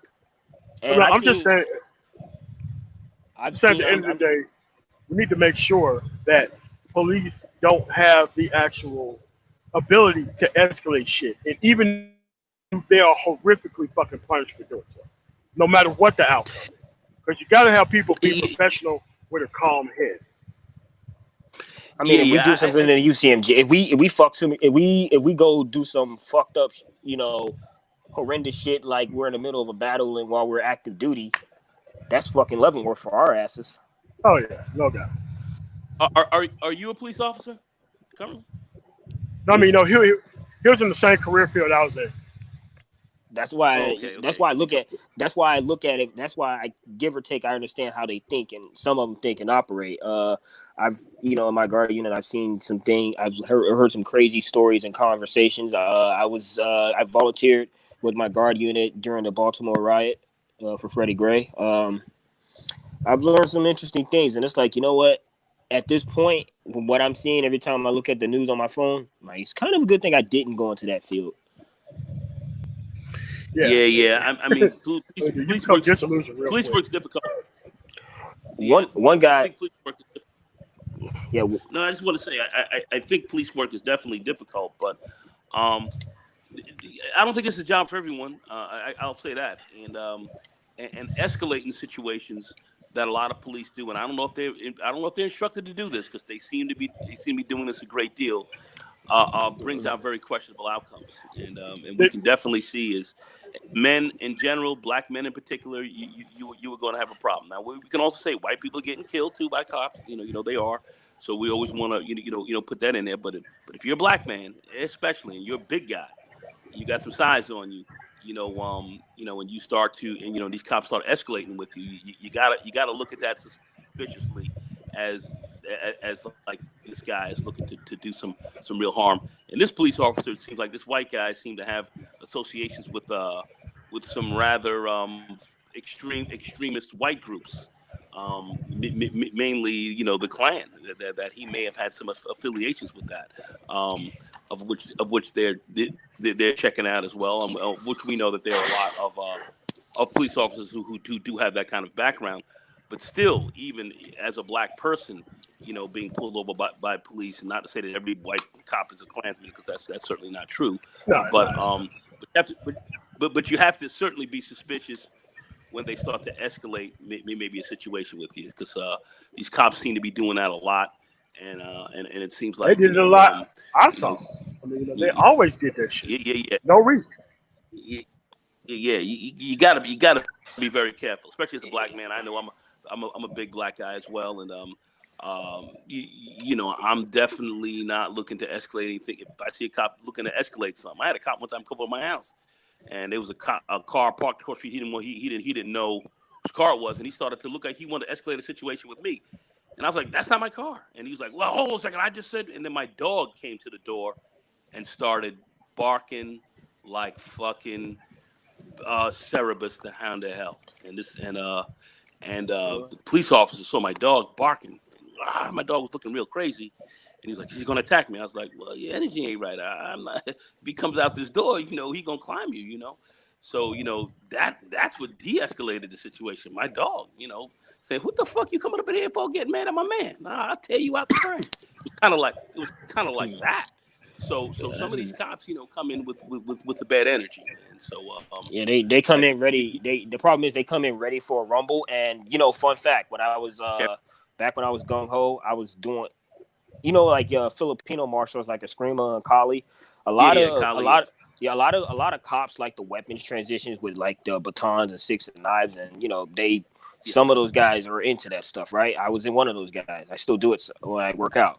Uh, I knew a guy that was a SWAT instructor. He said that when he went to a police academy, most of those people had never been in a real fist fight, not grade school, No, they nothing. haven't been in a fight. And so when they're No, not at Yeah, so all. and so now that that's one of the other reasons they escalate things, like not necessarily because they want to know the thrill of battle or anything like that. It's because they've never been in a fist fight before. They can't really assess the situation to decide whether or not it doesn't need to go that way. and they feel the badge will give them a certain level of protection. That's why you see a lot of chumps Yeah. who I mean, become I mean, cops. and it does give Uh, them a certain level of protection, yeah, according yeah, to the and, Supreme Court. and it, yeah, and it will, because the average person is not going to, the average person who's got any sense is not really going to try to assault a police officer. Most people are not going to do that. But you see, when a lot of these cops are by themselves and they get assaulted, they get thumped down, they get beat down a lot, so there are those issues. Like I said, I don't think police work is an easy job, It's but not, you especially now. you certainly should not be escalating situations. You have some of the people out there with the wrong attitude. This guy apparently had about 19 or 18 different complaints Complaints, against him. 3 police He, shootings. He had been he, involved in 3. You can't he, make it past. You should not make it past the first one. In fact, I've done security overseas, like contracts, security contracting. right. Some of those guys are former police officers, and some of those guys are only there not necessarily because the money is tax free and it's around the same as much as they were making when they were police officers, but they got into some shit in their department. And they're really either laying low for a while or just taking their police credentials and keeping it. More else. Yeah. So, some of these like armed security guard jobs that they post for, like, let's say Afghanistan or something like that. Yeah. Some of these people, they got into some situations when they were a police officer. Sometimes it's a podunk town, or sometimes it's Yep. a decent sized city, and that's where they are now. Yeah. So, I mean, we ask, sometimes we ask too much of police. Like I was looking at this thing that's going on in Newark, New Jersey, where they had the whole gang control unit, and they had these cops out here, basically violating everyone's, the black people's side of town, violating their civil rights and jumping all over them and just attacking people just for the fuck of it, to see who was carrying guns, who wasn't. None of that. It didn't work. It didn't really bring crime down, but you had these cops out there kind of running amok. I felt, that was a bad situation. Cops, they pulled up some eight-year-old kid, threw his arm behind his back and snapped his arm in half. For one of these cops, acting crazy. So I said, okay, that's the cops. But then again, they were put in a position, in my view, where that wasn't a job that they could really handle. That wasn't a job for them. You got to deal with this from a societal, aspect. Your educational system is screwed up. You've got, just Family blighted buildings. creation. Yeah, but blighted buildings from the last riot, literally in the 70s, and it never really recovered. So now you've got this. This kind of semi wasteland in a certain place, and they're trying to police that, and it's like, not a lot of good is going to come out of that. So we have to deal with some real societal and some real institutional issues with your schools and so forth that really have to be dealt with, where the police are just not, these guys, like I said, these guys, their IQs are not high, these guys are stupid, a lot of these guys are savages. And they're not really going to be able to respond to a situation that's got real sociological issues very well. So you're bringing people in the conflict with that, but that's a little bit different than what we see here with this guy putting the knee on this dude's neck. Apparently, who he knew before, they worked security together. So apparently, this guy knew this man, and I can understand knee in the back. wanted. I can understand knee in the back, but knee on the back of the neck, that don't make no damn sense. That's just Everybody incompetent. knows knee on the neck. Everybody knows knee on the neck. Your carotid arteries run up the side of your neck. We know this. Mujin. I mean, you've trained martial arts. I've trained martial arts as well. Rear naked choke. And certainly in Brazilian jiu-jitsu. Very, very, very effective technique of literally, putting someone to sleep, and also you can kill someone if you keep that, that choke hold on somebody a long time. In fact, at the Gracie Academy, they showed a situation where a kid, was fighting his cousin, and he put the chokehold on for too long, and he killed his cousin. There was a guy who just goofing. There was a fake jiu-jitsu guy. A fake jiu-jitsu guy who he infiltrated the MMA and jiu-jitsu world, and when they called him out and they told him a fraud, he disappeared, and he actually killed a woman's husband that he was having an affair with the choke, even though he actually sucked. So, and it's getting to the point now, believe it or not. If you slap that choke on anybody, anyone, I don't care, you could be 500 pounds. You put that choke on anyone, and you dig it in, and you get it into the carotids, and you lock it in, and he doesn't know how to get out of that chokehold. He's a goner. I've broken up fights with that stuff. This guy, I'm very reluctant to use any chokehold. I remember one time I was playing around with some friends. They were like, "Well, you don't know how to put a chokehold on." I quickly put my arm underneath his chin, came around, locked it in, and locked the choke. For 7 seconds, he passed out, and in 7 seconds he was out. So, and I got very nervous because if I didn't apply it properly, and I actually choked off one of his arteries, and again it got choked off, he could die from that. This is not a game. You don't play around with it. And after that, I said I'll never do that again. Yeah. So, very, very serious stuff. I was down there in Brazil with the Gracie family. Learning that, and they were very serious about the chokehold. They showed you how to play this in a very specific type of way. It's weird. It's weird. Your knee in somebody's neck, choking off one side. You're asking to kill somebody. You know what I noticed? You don't put your knee in people's neck. You know what I noticed about most fights, and even when you look at like police footages of combat situations, they always seem to deal with people in a fight where that person, when a police officer is struggling or actually getting their ass kicked, is always when that person is literally putting up a hell of a fight and everything they've learned, because a lot of the shit that police officers learn is just an offshoot of even Brazilian jiu-jitsu these days. Most Even more, listen, it's watered let's get into down. this very. It's watered Let's down, right? Mooj. Most of these police officers get very little combat, hand-to-hand combat training. They're poorly trained. Again, yeah, they've never been in a fight they're before. poorly trained hand-to-hand. They're poorly trained. These guys Yeah. know how to deal in a fighting situation. And even the baton shit. Like a lot of cops said that most, like, you know, you're supposed to hit like the tissue parts of the body. Those batons can break a bone. I've seen people get cold cocked and head split open in clubs in Japan when I was stationed out there with a fucking ass baton. But well, the Japanese police officers, if you take a look at their, it was the owner of the club who had a baton. That was a funny thing. You know, these guys are walking around. They're very well trained. They're very well trained in martial arts. They're not using guns. They're not running around with guns in the street. True. These guys are exceedingly well trained in hand. Well, the citizens don't have guns either. It's hard for a citizen to get a gun, and it's to the point. It's to the point where if you want to commit a mass murder in Japan as a Japanese citizen, you get a fucking kitchen knife. And you know, back to the Filipino stuff. A knife doesn't make noise. A Filipino SWAT team, when there's a hostage situation, they use knives because it does not make noise. Sometimes, you know, there's a saying, the blade is felt, not seen. But only thing I'm gonna say is for the United States, you know, for most police officers here, they're not well trained. They're not well trained in dealing with hand-to-hand combat. They have no training whatsoever with knives or even how to begin to defend them. And you know what? They have the same. They have the same mindset as a civilian. Like if they see you do some Masayama, Michael Jai White, Kyokushin type shit, a civilian will say, "Well, shit, I'll just get my gun." Police officers, I'll get my taser. I'll get my taser. So why should they? If they already have. They're already prepared to use what they call the force continuum. They're already prepared to use the taser or even a gun. Hold on a second. A knife up close.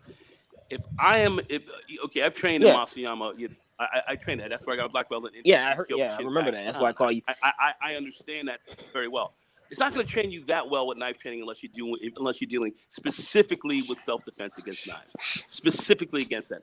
And really, Kali and Eskrima is a much better in the hand-to-hand fighting deal and training with that. That's going to get you a lot better at dealing with that. And the police departments don't have that amount of time to train people that well with that. They don't have the time. It's only the police officers who are actually doing it in their spare time, and even then, or anything else. And I would go as far as to say that the ones that I know don't even. I would go as far as to say the ones who spend their time doing that, like outside of their job, the ones that I know, they're not. They can handle a situation where they don't often get into fights. They've really like some of the guys. Well, they understand that. Yeah. There's no question about it. A lot of guys will be, if they're very well trained in martial arts, they're not going to get in that many fights because they're gonna understand how to handle a combat situation a lot better. But you got to understand, if a guy pulls a knife on you, a colleague guy pulls a knife on you, you're a police officer, and he starts to blade, you're gonna get lit up. Blade, covering his blade. You better pull out your gun. You better pull out your gun. Even Dan and Asanto, light him up. even Sifu and Asanto get a demo. Is much more dangerous. Well, I just want to finish. I just said a knife is much more dangerous up close than a gun can be. You know, Dan and Asanto, those guys, they're the old classic dudes. Like I said, there are a lot of guys out here today now. You go with some of the old. You go to any good collie place right now today, anywhere in New York or any place, they'll show you how to really get very good with a knife, and ain't no cop going to be able to deal with that. Most civilians, even most decent martial arts, are not going to be able to deal with that. They're not going to be able to deal with that. So, I mean, that's serious. I'm talking more for police. They're not going to be trained in this kind of thing to handle that. They're not going to be trained to deal with that. But this guy wasn't dealing with that with this brother. He wasn't dealing with a real hard health defense situation. You know what I mean? Yeah. Can you hear me? Yeah, I can hear you. Yeah, and the problem, again, the guy going back to it. I think we're ultimately agreeing again, but that guy had like 3 shootings, and then a lot of cops who know that there are people out there that are trained, that know me. I've had, going back to how a lot of people can be fucked up they'll say some jokes. The people who I know that are cops that are on some fuck shit, I've heard some fucked up jokes like, "Hey man, how about you try some of that stuff in my department so I can get 6 months off? Like, come to my town when you're off, when you're not busy, so I can get 6 months off." I'm like, that's a little sociopathic, don't you think? But again, like, No. A lot of these guys are fucked up. yeah, you're dealing with people like that interview. You're dealing with people, where it's like, okay, you were probably average in high school. Most of us were, or most of us, maybe we made good grades, but then we got lazy or whatever. You just want a job. We got people who have a get by mindset. So, police work, I got benefits, all that other stuff. I'll just do that. And you already have a fucked up, maybe you come from a decent working middle class family, and now you're dealing with the lower income people of society, and you already have a fucked up attitude about them because maybe your family worked in police work and they come home with the same mindset. You're already coming out there with a bad attitude. It doesn't help that you've never been in a real fist fight situation before. Like, I think if that Ahmaud Arbery guy was highly trained and just whooped their asses and escaped, that situation, this is me, my own hearsay, they would have thought twice. Like, and I don't know what escalated. They're gonna pull out. Yeah. They're gonna pull out their gun and shoot you. You gotta say these guys are gonna pull out their gun and shoot you. Here you hit it. They're gonna pull out their gun first, and they're gonna fucking blast you. That's what they're gonna do.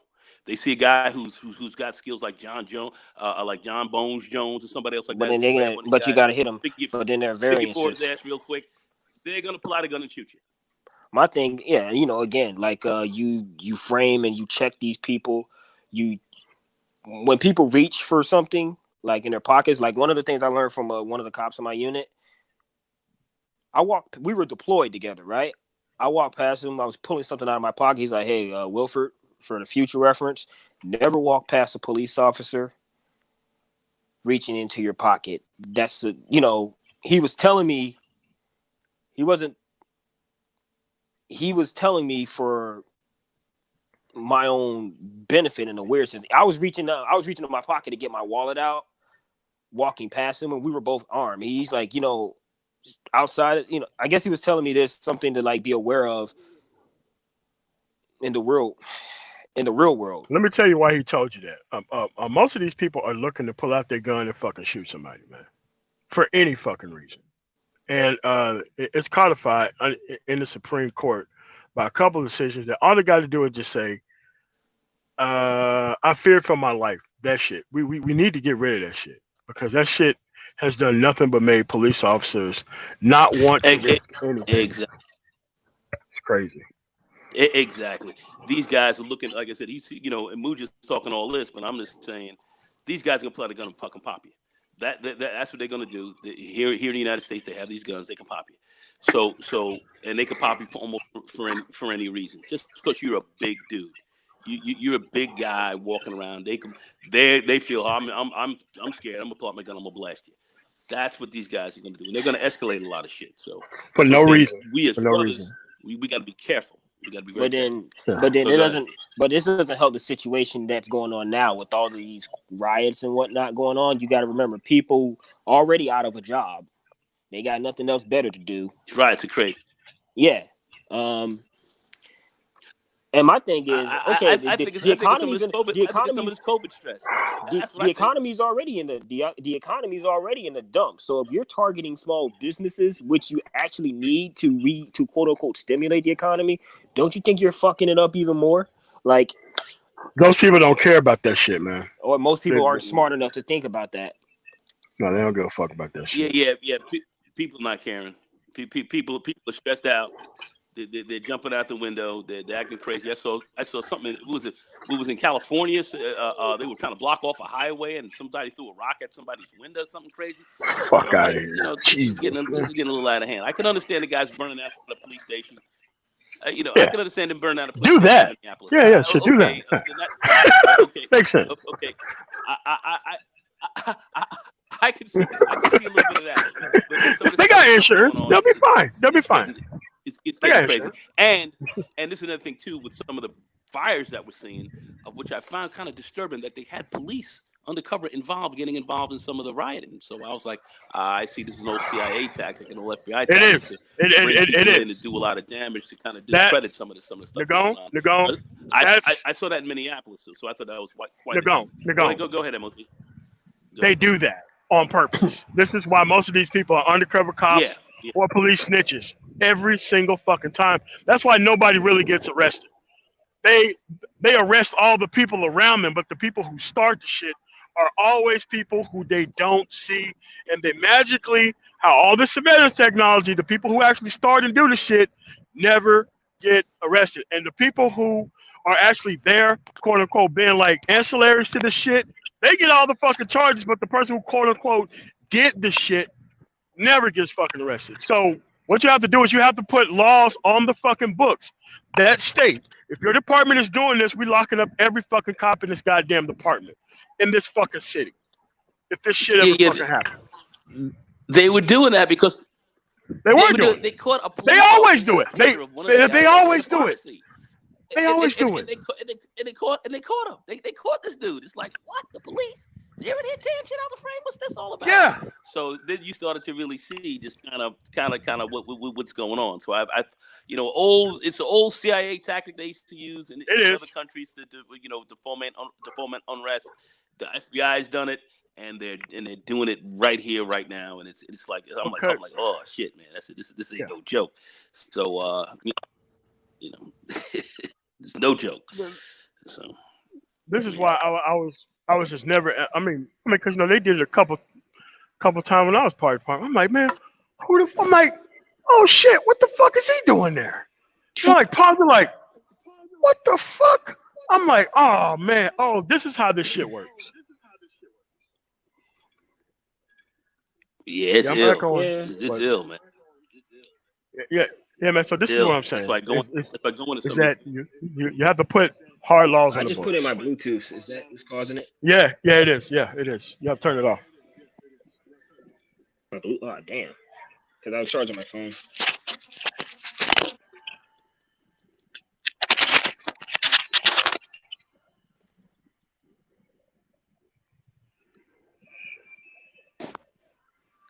Yeah, but that's that's an actual tactic that the police do.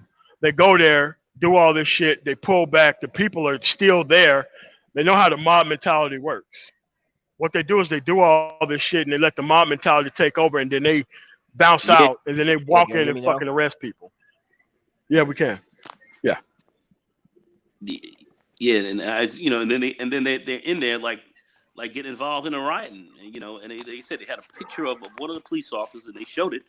It was on it was actually even on one of these real news programs I was looking at. That they showed this police officer who was rolling the pharmacy. The pharmacy got burnt down. He was should be the death penalty. Should be the death penalty. Should be the death penalty. No question. Crazy. It was crazy. Yeah, we can. But no. Yes, we can hear you. Yeah. But here's the thing, man. So they have plants in there. Yeah, but in these cases, it has to be the fucking death penalty. It has to be the death penalty for anybody involved in that shit or who does that shit, because they do it every fucking time. And it's like, okay, so I'm like, you're looking at the camera. I'm like, okay, who the fuck is that guy? The guy starts the fire, and all of a sudden they go in and they arrest everybody who's there. But the guy who initially started the shit is nowhere to be around, and everybody who's showing up after the shit gets charged with the shit. Later on, the charges get fucking dropped while the cop just goes free. And it's normally an undercover cop, a fucking snitch, or some piece of shit fucking SWAT person. Yeah. And you got to stop this shit from happening, man. Because people ain't going there burning down their own shit. But the people are there, and the mob mentality kind of take over. And they're there while the shit happens. But they're not the ones who's actually doing this shit. No, they push a lot of this, and that's why I'm saying that's when people say, well, you got to go to these demonstrations and get out there. You got to be very careful, because you've got a lot of activity going on in there, and a lot of police activities in these groups, and they're setting a lot of shit up to get ill, because that's the way to discredit it. and Yeah. Yeah, You know what? and they will be in there. They Mugen, you will gotta be wait your turn, eluding. man. They will be in there disturbing stuff. All right, go ahead, Mugen. it's It's it's scary. it's always the people that don't have anything going for yourself that are always trying to shame you into doing that shit. Like I remember when the whole conscious hotep shit was really popping on Facebook before people realized that, you know what, none of those people have functional strategies or solutions. And even when you tell them to even try reading something other than Message to the Black Man, like The Art of War or Machiavelli, they they always reset the conversation back to white supremacy. What I realize is they're always the ones trying to get you to do what they're doing, even though you're in a better position than them, even though you can show them how to get into a position as good as yours. Like, again, most of the black YouTube is all about black relationships and black love, and you know, has the have black men checked out. You know, those are the stupid conversations, but you never see those individuals on like the Black Brain Trust's panel. Nope. Like I remember back when going back to what I was saying, they would create memes saying that a lot of you guys are undercover coons because you'll agree, but you won't post this because you're afraid to lose your job. Uh, Duh, don't you Like, have a dude, like? no, they don't. And Mugen, and what they're like is put your life in risk and at danger, so that way I can feel happy with you losing everything. Like they always want everybody else to take chances and risk on their behalf. I'm like, dude, listen, it's a fucked up situation, yes. What you don't do is you don't take your dumb fucking ass out there. They do this You shit don't every you don't fucking time. One of the 48 laws of power is you don't fight a battle you're going to lose for the sake of honor. You wait until the right time. You wait until the right moment. And again, these are the same fucking people. They want to be Killmonger, but the problem is even even Killmonger had some understanding of warfare strategy and tactics. And I'm starting to like Killmonger, not from a Potep pro black perspective, but from a red pill perspective. If you look at Black Panther and all that other shit, I think the society was extremely gynocratic. Your war leaders were predominantly females. He was basically a captive. He was the king, but he was a captive audience. Killmonger comes into play, and he's listening and consulting with males. He's listening and consulting with black males who agree that, you know what, we have the ability. We're actually far more advanced and ahead.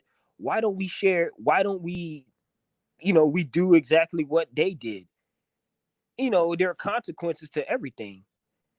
And even though people were trying to tell Killmonger that was the only legitimate argument against him, again, he wasn't subscribing to a gynocracy. And it's crazy. A lot of black women they like Killmonger, but I'm like, he shot the woman that was helping him, right? He shot the woman that was helping him. He grabbed an elderly black woman by the throat and told her to do as I say and destroy these traditions. But then again, when we have something similar as destroying these traditions and not listening to these elders, particularly these elderly matriarch women, we get pushback. But these people want to be, they want to follow Killmonger's way. I'm like, that makes no sense. It's kind of like the same thing with Shahrazad Ali. Now, all of a sudden, that woman is considered a pick me. Well, I'd like to say this. Sun Tzu, the Art of War, said, "Know when to fight," and the smart warrior knows when to fight, and he knows when not to. Those who those who understand that will be victorious. You got to know when to choose. To choose your battles correctly, and that's something I think Black America has been able to do successfully throughout the years. That's for sure. But also, we are, we can get confused quite easily. And I just think that it's key now that black folks do not really get too confused as to what's going on. We're very confused anyway, but Yeah. we're very confused on a lot of things. But we can't get too confused. We have to understand who and what your enemy is, and understand when you're looking at them. Like last night. I mean, even though I know you want to talk to this other individual who wasn't there, but when we start looking at the welfare system, you're you're sitting here and you're, how would I say, counseling welfare women to get their kids back, and you're talking about black men are a part of the problem, and this kind of thing, you have to look at that welfare system that he's a part of, that he's counseling, that has been unsuccessful in dealing with this problem for 50 years. You're part of the problem. You're not part of the solution. And if you're going to, look to change and look to make this system work for you, you got to change that thing from the inside as well, because that system is not working for you. That's something that's not working for you successfully. So you have to look at that and judge that for what it is. I believe these kind of systems need to be destroyed. They need to be taken down, because they're Oh, not absolutely. serving, the best the best interest of your community. So when you really look at that, so these are the things that I look at to say, well, if I'm going to choose my fights in certain areas, I'm going to look at some of this institutional crap that we have going on that is absolutely useless for us, and really start to look at how your vote and your political movements can be actually used to knock that out, and to put other things in place that we know that's going to serve us better. Getting that out of the way is more, I think, is important. But yet something that would be very good, like Head Start. These are the programs that they try to cut because they saw that they were useful. These are the things that we should be pushing a lot more of, because we know the better educated your kid is, the earlier that kid starts to get an education, the better results you're going to have, as opposed to grabbing some welfare women, and getting a $50,000 or $60,000 a year job to counsel them back into the same madness that they've been a part of. And then you want to talk about white supremacy. Really, you're the white supremacist, whether you understand that or not. Sending them back into a situation they're not even prepared to even properly even deal with, because the true issues that you have to face and are not being faced or even dealt with at the level that you're dealing with, but yet you're accepting a check to keep this going. No. Yeah, That's gotten. but it's incentivized at this point. Yeah. And it's obvious that any type of progress is a problem for this type of industry that's there. So it's no different than the people who used to come through in the '70s and check if there was a man in the house. It's an extension of that shit, pretty much. Yeah. The man in the house rule. Yeah, that got you out Hmm. of there. Moved you out, and then pushed this game forward. And like I said, I remember Adam Clayton Powell before he he was leaving Congress. And he talked about this is post-mortem after everything had gone down, and they had done it. They had interviewed him. Gil Noble did. I remember watching that program on television many years ago when I was a kid, and he sat down and said, this whole war poverty program that I helped to orchestrate and move, and to develop it hasn't it's been misused. It hasn't been used in the way that we designed it for. They came back here and created a bunch of 40 and 30, 40, $50,000 a year jobs. And the money never went to where we actually really wanted this thing to have an impact on. Never went into the programs that we were designing this thing for. Never happened. Turns it into a jobs program for certain middle class Negroes and other whites. And it was never used properly. And this is what he was talking about, and how you've got this whole infrastructure, this governmental plantation that they've put together, that does not serve any of the interests that you really need. Your social services and all that weren't designed to alleviate the problems Not at all. that we really had in the community. They weren't designed not the way that Adam Clayton Powell and them did. Adam Clayton Powell was chairman of the House Ways and Means Committee. 41% of all domestic legislation came across his desk. He was one of the key architects of this. Said this thing was not used the way it was supposed to. It just wasn't used. He was one of the most powerful black politicians we had in our time before Barack Obama. Really, he was the most powerful out there. That's why they wanted him out of there. But this is what happened. It was instituted and misused. And that's what you have here. And then you have people here calling you the problem, but yet they're part of that obscene plantation system. And then want to talk about white supremacy. Man, if you want to talk about that, you got to look in the mirror, and understand what you're doing. And if you really understood the job you're doing, you would turn around and and go against that system or try to change it savagely from the inside, of which you're not going to be able to do, because they'll lose a job, they won't be having any money. But they've sold out on that. Don't understand that they're a big part of that problem. They keep it going. They perpetuate it. So in so many ways, it's a professional they, save a whole business. And it's a kind of a system, a kind of a chain to kind of keep the shit going. Well, all you have to do is ask simple questions like, what does the end goal of this shit look like? Nobody ever asks those questions. no. No. What's the end goal? And when you say what is the end goal, and the question is, how are you going to get to that end goal successfully? How are you going to get to that end goal successfully and get a great outcome from that? Yeah. The real problems and issues that are really going on, they're not dealing with. They're not dealing with.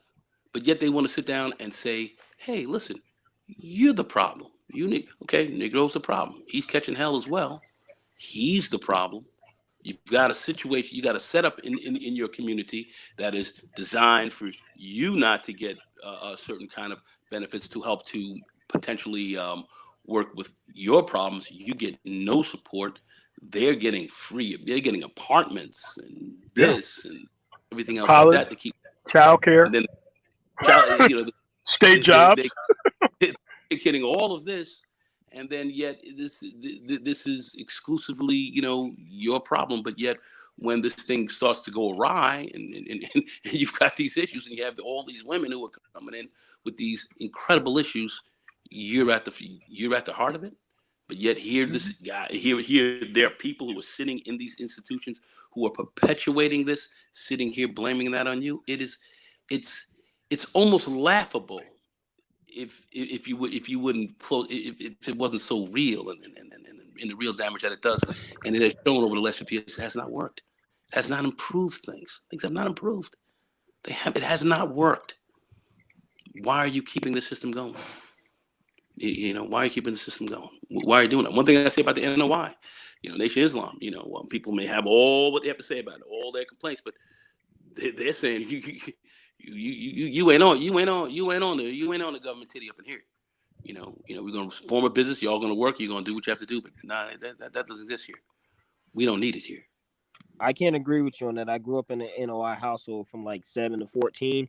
Mm-hmm. Not as much. In fact, I would go as to say, as time goes on, they become even more of a shadow of their former self. I don't think there are any new male members coming through, especially with all of these new pro-black Hotep, Israelis, all those type of guys, following different paths. They don't have the same influence like they had back in the 60s and 70s.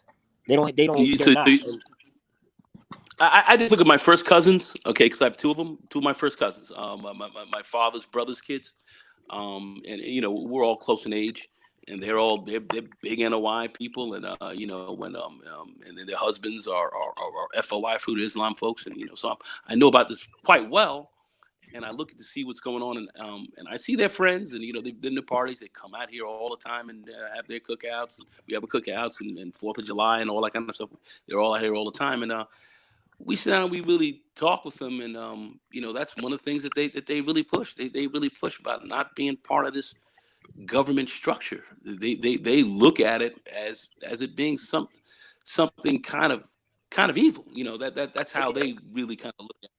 And if you want to put some money towards what they consider schools or so forth, then they may look at that differently. But they don't think that women and men even, and men should be on this social services game, because that's the crutch. That's what's helped to really destroy the family to a large extent.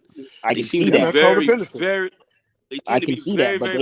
about it. But the strategy is not as thorough as they think. In fact, even though my mom, she married somebody else, she's not married to that guy anymore. She still spoke with some of these guys from time to time. When they found out that I joined the Air Force a few years ago, they were supposed to try and schedule a sit down and have a talk with me about the decision I made, because one of the tendencies of being a part of the Nation of Islam, remember, I was a minor and I knew this, is that you can't join you can't serve in the U.S. military while being a member. And technically I wasn't a member. And my thing is, even back then I knew that me me selling Final Call newspapers for a fucking dollar and a hot ass suit, and I'm here in Florida. This, born and raised in Tampa, Florida, first 19 years of my life. No, that's not going to cut it, and that's the problem. The primary head members of the Nation of Islam are the main ones benefiting from the shit that they're talking about independence. Now, it goes without saying, the smart strategy to do, again, put yourself in a position, be it military, be it tech, keep your expenditures low and your earnings high. That's how you do what the Nation of Islam and every other organization, going back to Marcus Garvey, has spoke about. So yeah, I mean, like I said, I'm not going to speak on the NOI, across the board because I'm not within it, so I can't really say. I'm just going on a lot of what I've seen, and and my family members, my first cousins and so forth, and they've handled, they've been, I mean, they're dying the wool here, man, and they don't play around. My cousin Kim and them, they don't play around with that. They're very serious about this, and they stick very close to those tenants. So that's what I have seen mostly in here in Harlem, and in New York City, they seem to, their mosque, they seem to hold fairly close to a lot of their tenants, and they and I've given them a lot of credit. They've helped keep a lot of drugs out of the area and so forth. They've done some good things. Do they have some negative stuff going on with them? Yeah, of course. And do they have a lot of crazy stuff going on? Yeah, they certainly do. I remember Jim Jones talking smack to them. I'm gonna knock your koofies off. They're talking to brothers. I'm gonna knock your koofy off. And next thing you know, they drove up on him in a Suburban, man, grabbing him by his collar, talking about, watch your mouth. And wait, I don't think so. I don't wear koofies. So they ain't taking a lot of crap either. So I've given them credit. I definitely think that they have their issues as well. But I think what I'm talking about more is the idea of what they're saying. To more or less keep your community a whole is not to engage in some of the effery that's been passed off as all good. That even Adam Clayton Powell, very powerful congressman, I would suggest people look him up and research him a little bit. He was a man with many flaws, but yet he was really out there on the forefront of black people and black causes, and he was a man of his times. I just want people to understand the times that he was in, and then looking at the legislation that came through and how that was misused and how it's been misused against us. And then you have those who are still sitting inside of that derelict system, talking misandrous to you. That is unacceptable. You have to call these people out every chance you get, and put the onus back on them to sit down and say, well, if I'm the part of the problem, then you're one of the biggest part of this. And how do you suggest of turning this thing around and getting a great result? Not based on what you are suggesting for us to do. Okay, not based on what you're suggesting. All right. They won't have an answer for that. All right, believe me. Okay, they won't. I don't give a fuck if they got a PhD or a DPH. Doesn't make a difference. All right. And that's really the problem here, man. It's like they got so used to throwing this misandry bullshit around that they're not even used to debating or even being called out or anything because this shit has been so codified in like Black American life that you are to be worshiping the ability to have sex, and you really ain't shit outside of that. It goes on. It's kind of the same on the white people side too. You know what I noticed with the whole rape accusations or whatever? I remember this clear as day. I saw a clip from The View. Right, y'all remember the Lost Boys, Corey Feldman and Corey Haim? Y'all know what happened Yeah. to those guys when they were kids, right? Corey Feldman told Barbara Walters what happened. He didn't really pull out the dude's name, but all that bitch could say was, "You're threatening an entire industry." But any other time, it's believe every woman, everything. They say all this shit about men and how lecherous they are. But when he points out how some of these same types of men go after young boys, and painstakingly there's an affiliation between that program and those people that they're talking about, they defend those people. And it's crazy because most of the accusations that these groups have made these past few years, a lot of times it falls back and it bounces on the people that are aligned with them. Even Neil deGrasse Tyson, I think he was one of them that, I like him. He said believe these women, but he got accused of the shit. It's like when they can't prove, let's say for all intents and purposes, that a conservative is on that type of shit, they accuse their own. Well, this whole thing. We talk about women. Women are going to do what they can get away with. That's if you're letting them get away with it, they're going to get away with this. I know some people were getting upset about the Future. He has this his ninth baby mama comes out there and tears him out the frame for $53,000 a month. And I'm sitting here looking at some of these brothers saying, this is horrifying. This is horrifying that we're dealing with, and many brothers who are not dealing with anything close to $53,000 a month, but yet many brothers are on child support. And we're on it as much as anyone else, and we're paying it, and it's not like, we paid over $2 billion something last year in child support alone out of the black community, black men. So billions are being paid out from our community on this. So we're standing up to those obligations, but we have to talk amongst ourselves as to staying out of that system that's designed to take you down. These systems, a lot of them out here taking you down. Don't care, don't care, want things the way it is. Don't want to be with you. Just want to tear you out the frame and roll with you, and take off and do a lot of stuff. They're not going to get called out. You're going to have people here who are not going to call them out. A lot of the stuff you see going on here with these kids and single mamaism and all that is not because some irresponsible guy did it. It's because many of them want it like that. They want that. They ask for this. They do this on purposefully. They do that. Nobody calls them out on that. Nobody, okay, you're responsible for it, but nobody calls them out on the game that they want to play. So you have to sit here and look at that as well. So I say brothers have to be very aware of exactly what's going on and how they're going to strategy for that, and how this system is going to be used, against you. Where it's this thing is not in your favor. You have to understand that. And it's not a question about being harsh on people like Future, because I'm down with brothers all the way along. But man, you got to be using your head. You can't be out here being a simp, sucker laid, running around, and being a utility to be used and to be taken down as a resource because of some halfway tuna smelling fucking pussy that you think is live. Get the fuck out of here. Are you crazy? Brothers got to be taken. Critical that this is very important. That man, I'm not sure we should be giving a fuck about new motherfuckers getting on child support, man. I think that, yeah, it's a horrific situation. This woman probably is going to be making more money than she's ever been capable of making in her entire life because she laid up with this dude. Like, what the fuck, man? $53K a month? She's not even capable of probably making that per year. $53K a month for the average person in the United States. That's some expensive ass Pampers and Similac and fucking watching a nigga blow snot bubbles. That's crazy. $53,000 a year for the average person in the United States is. If he should do if he's smart. Real good. Let him finish. No, $50,000 a year.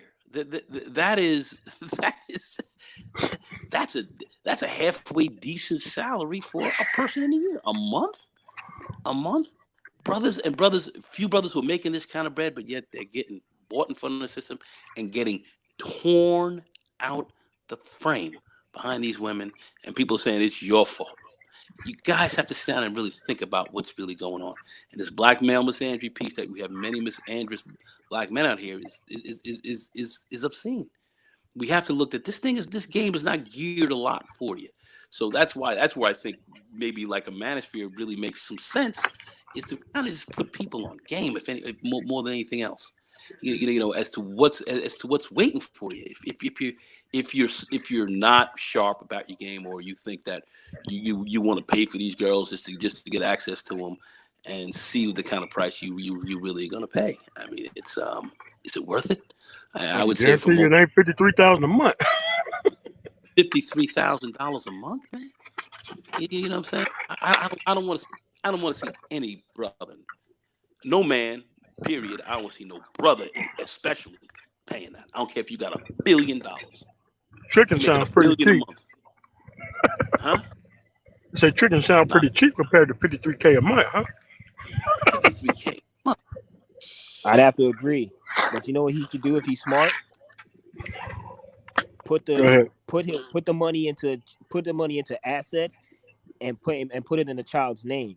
That way, if they want to take money out of his assets, because he has it in the child's name, it's cheaper.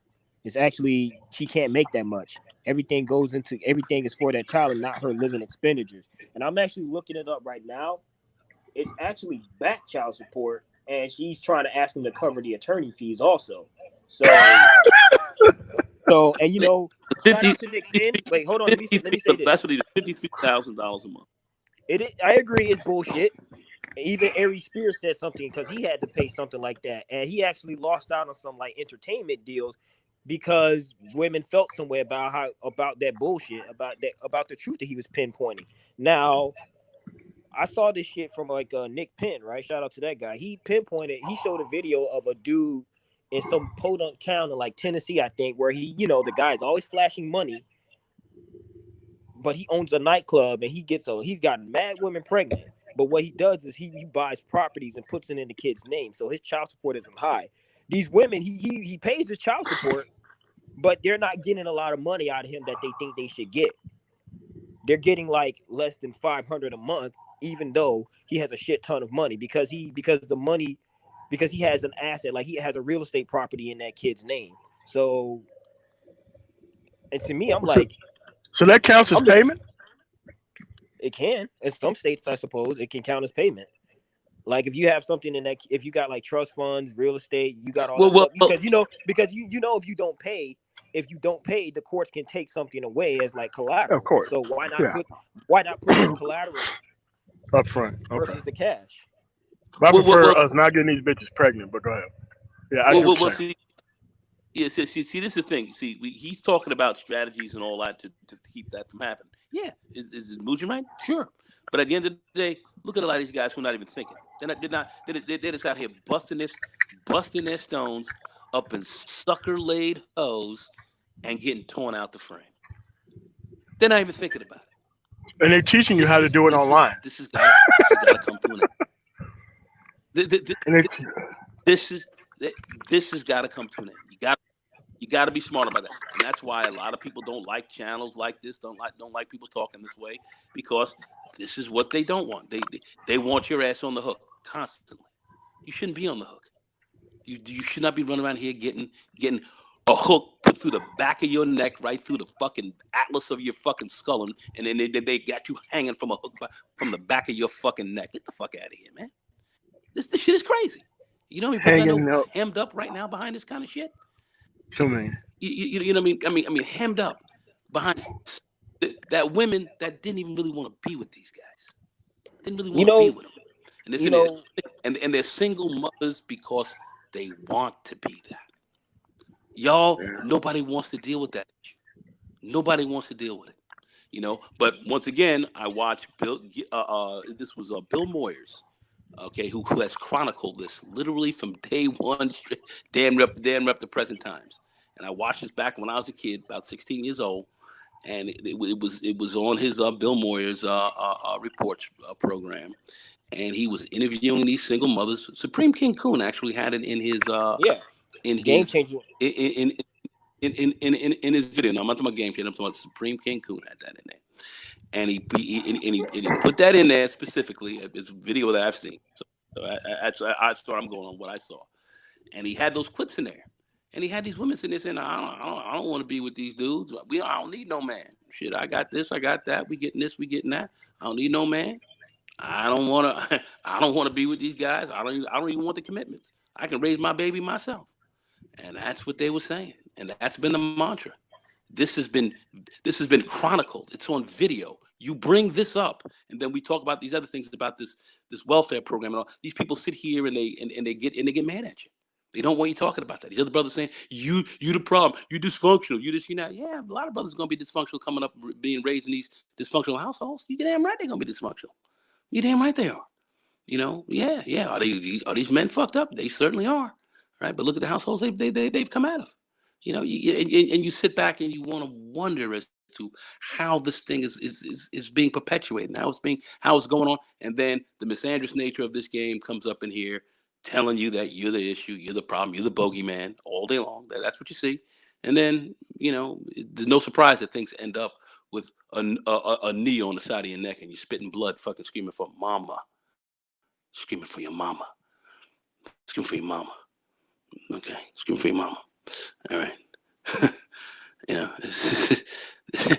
This Yeah, shit is Game deep. Changer showed that same video. I first seen it from Game Changer months ago.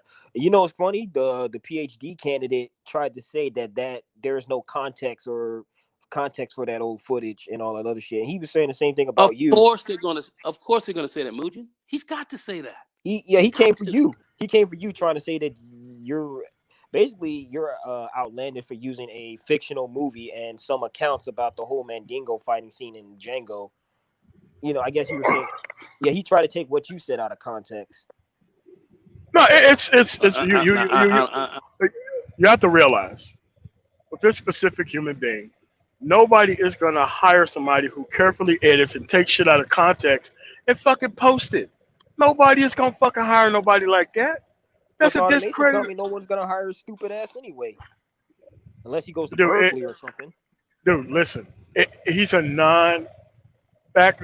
That's why he's here, because he lost at everything else in life. So the only thing he could do, rather than go after the problems in Black America, let's come after motherfuckers talking about it because of the problems.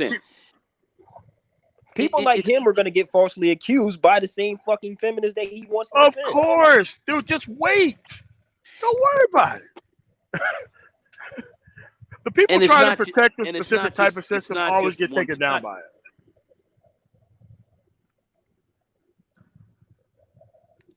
It's not just one person. It's many people who think this way, which is bad. Look at what it is. What it is. It's misandrous people who can't make it on their own, who need the help of successful fucking people, who need their resources, but somehow don't want them to be fucking happy, so they want to go around and grief everything that they fucking touch, so that way they could be like, we're still here. Nobody gives a fuck about that shit, man. They could do whatever the fuck they want to. It's over. There's nothing you're going to be able to do to resurrect or revive this shit. It's a fucking goner, dude. All the way. There ain't shit you're going to be able to fucking do to fix any of this shit. The only thing you can do is move on and move forward and don't even worry about this. At the end of the day, they always get caught up in the same system that they're protecting every single fucking time. Yeah. I agree, because when you look at his site, he doesn't there are not a lot of comments on the site. It's always there's an end says, and I can only imagine who that person was, and I don't even care. Don't even matter to me. I never go to the site. I don't need to go to the fucking site, because guess what? It's just a guy who's a fucking leech. Just another fucking leech on fucking Black American society. He's just doing it through thinking he's going after thinking black men, and without going after the fucking problems in Black society. So I don't give a fuck. No, it doesn't even matter to me. At the end of the day, I'm already something when I turn the camera off. These motherfuckers ain't jack shit until they start writing online. Until they start opening their mouths online. This is why they're online. Because when you turn the fucking camera off, they ain't shit. Don't worry about it. Well, I'm going to say this misandry exists all over. I have a friend. He happens to be a pretty sharp guy. He's actually a pharmacist, but he came up. I've been having arguments with him recently because he's been coming up there saying, "Well, you see that nigga there? You should get this. You haven't do that." I'm like, bruh. I'm like, we don't even have the facts on this guy. You're already saying this guy's a fucking nigger and he's a problem. And what's up?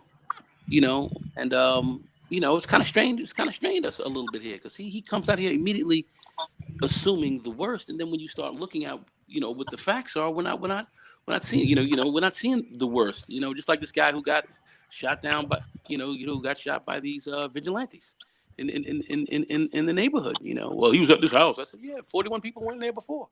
Were you aware of that? You see, well, maybe it's looking like it wasn't, but but the first thing he called me up was, "You see this Negro? You see this nigga walking in the neighborhood?" I mean, I'm like, what is this? So I just see that we have a lot of that going on, man, and we, and like I said, I'm not quick to jump to conclusions, but my view is let's hear things out first before we know what's going on. Don't make assume the worst. Maybe this guy was a problem. Maybe he wasn't. Let's see what's going on first. First thing comes to a black man, you are a problem, and this is ourselves, but buying into this, where we have to, we have to watch some of that. This is problematic. This puts us in greater danger as well. These other guys don't seem to understand that. But that's why I say you got to keep your eyes on what's going on out here, man. This black male misandry, especially among black men as well, we have to watch this. We have to watch it very closely because we've brought a lot into it as well. Many of these black women, as we see, not all these black women, but many of them see you as a huge problem. Regardless of the problems that they cause, they see was a huge problem. Many other brothers sign on with that to be down with that, and that puts you at a lot of risk. Look at the political scene today. Black women are the ones who are holding up the Democratic Party. They're holding up our political angle. You sit here, you listen to this. What? Yeah, they're holding up progress for everybody else too. But they hold. I mean, you listen to some of this, and you start to shake your head when you start to look at what the real facts are, what's really going on, as opposed to what's being said. It's actually pretty crazy. So I'm you have to be very suspicious of a lot of this and get as much information as you can.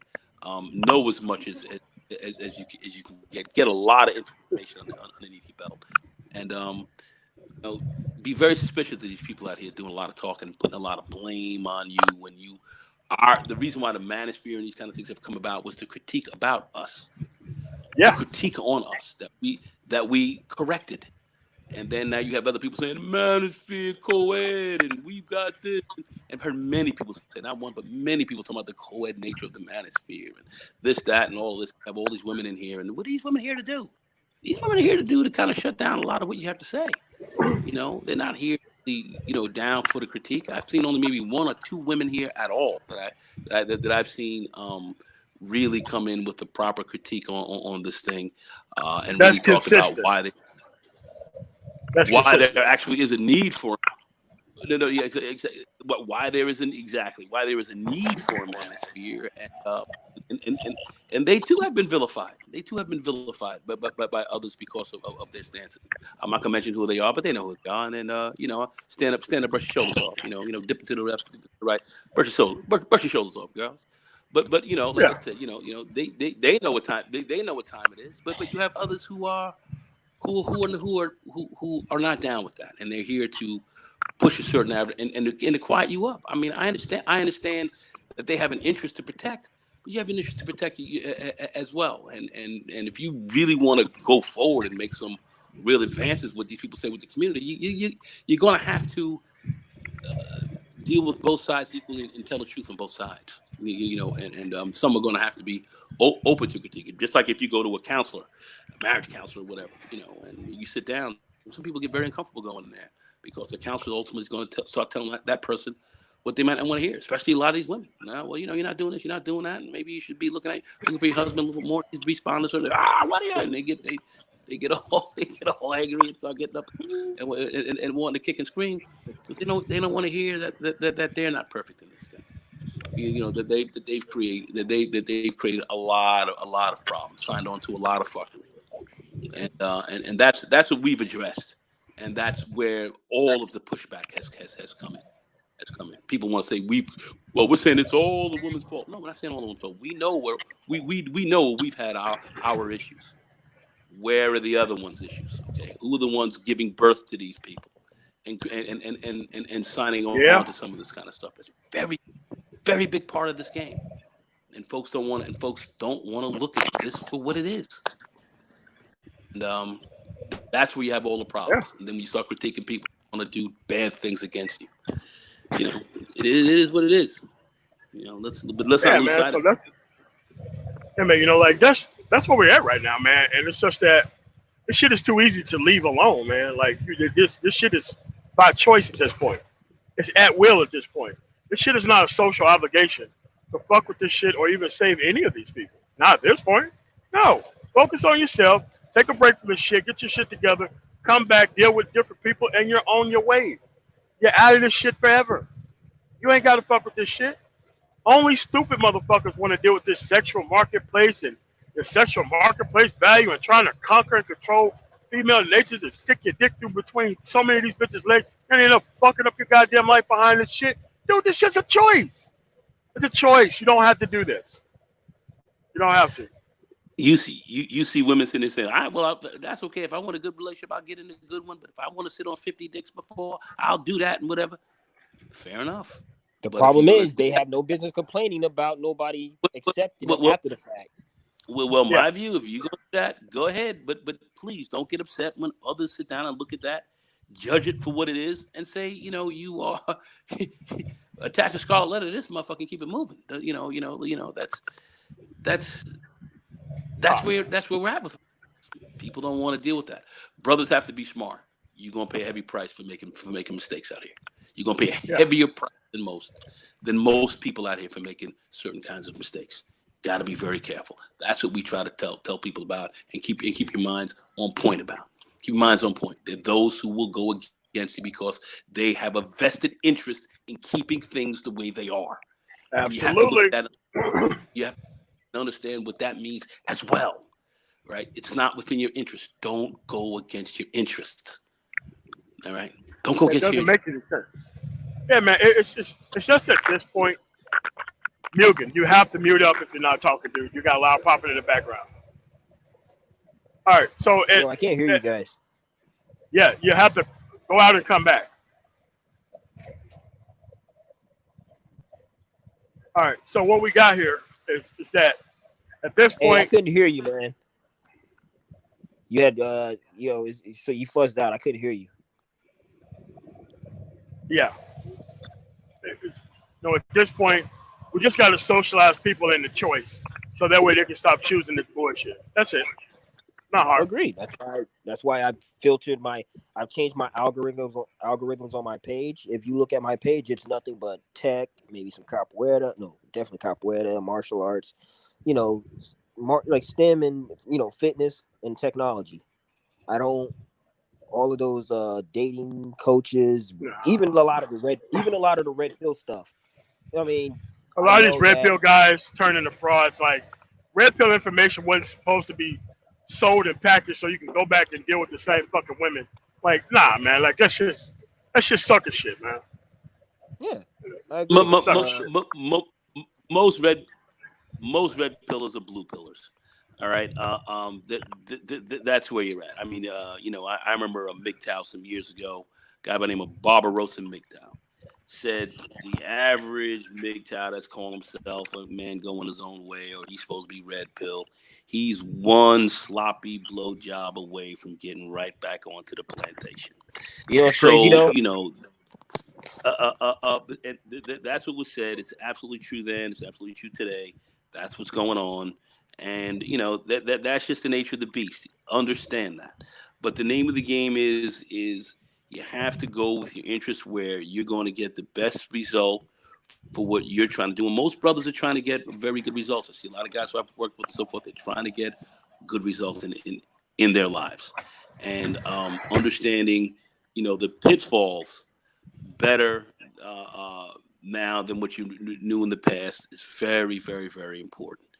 Understand the pitfalls. You don't want to be your own pitfall, so you don't want to jump into somebody else's realm and get torn out.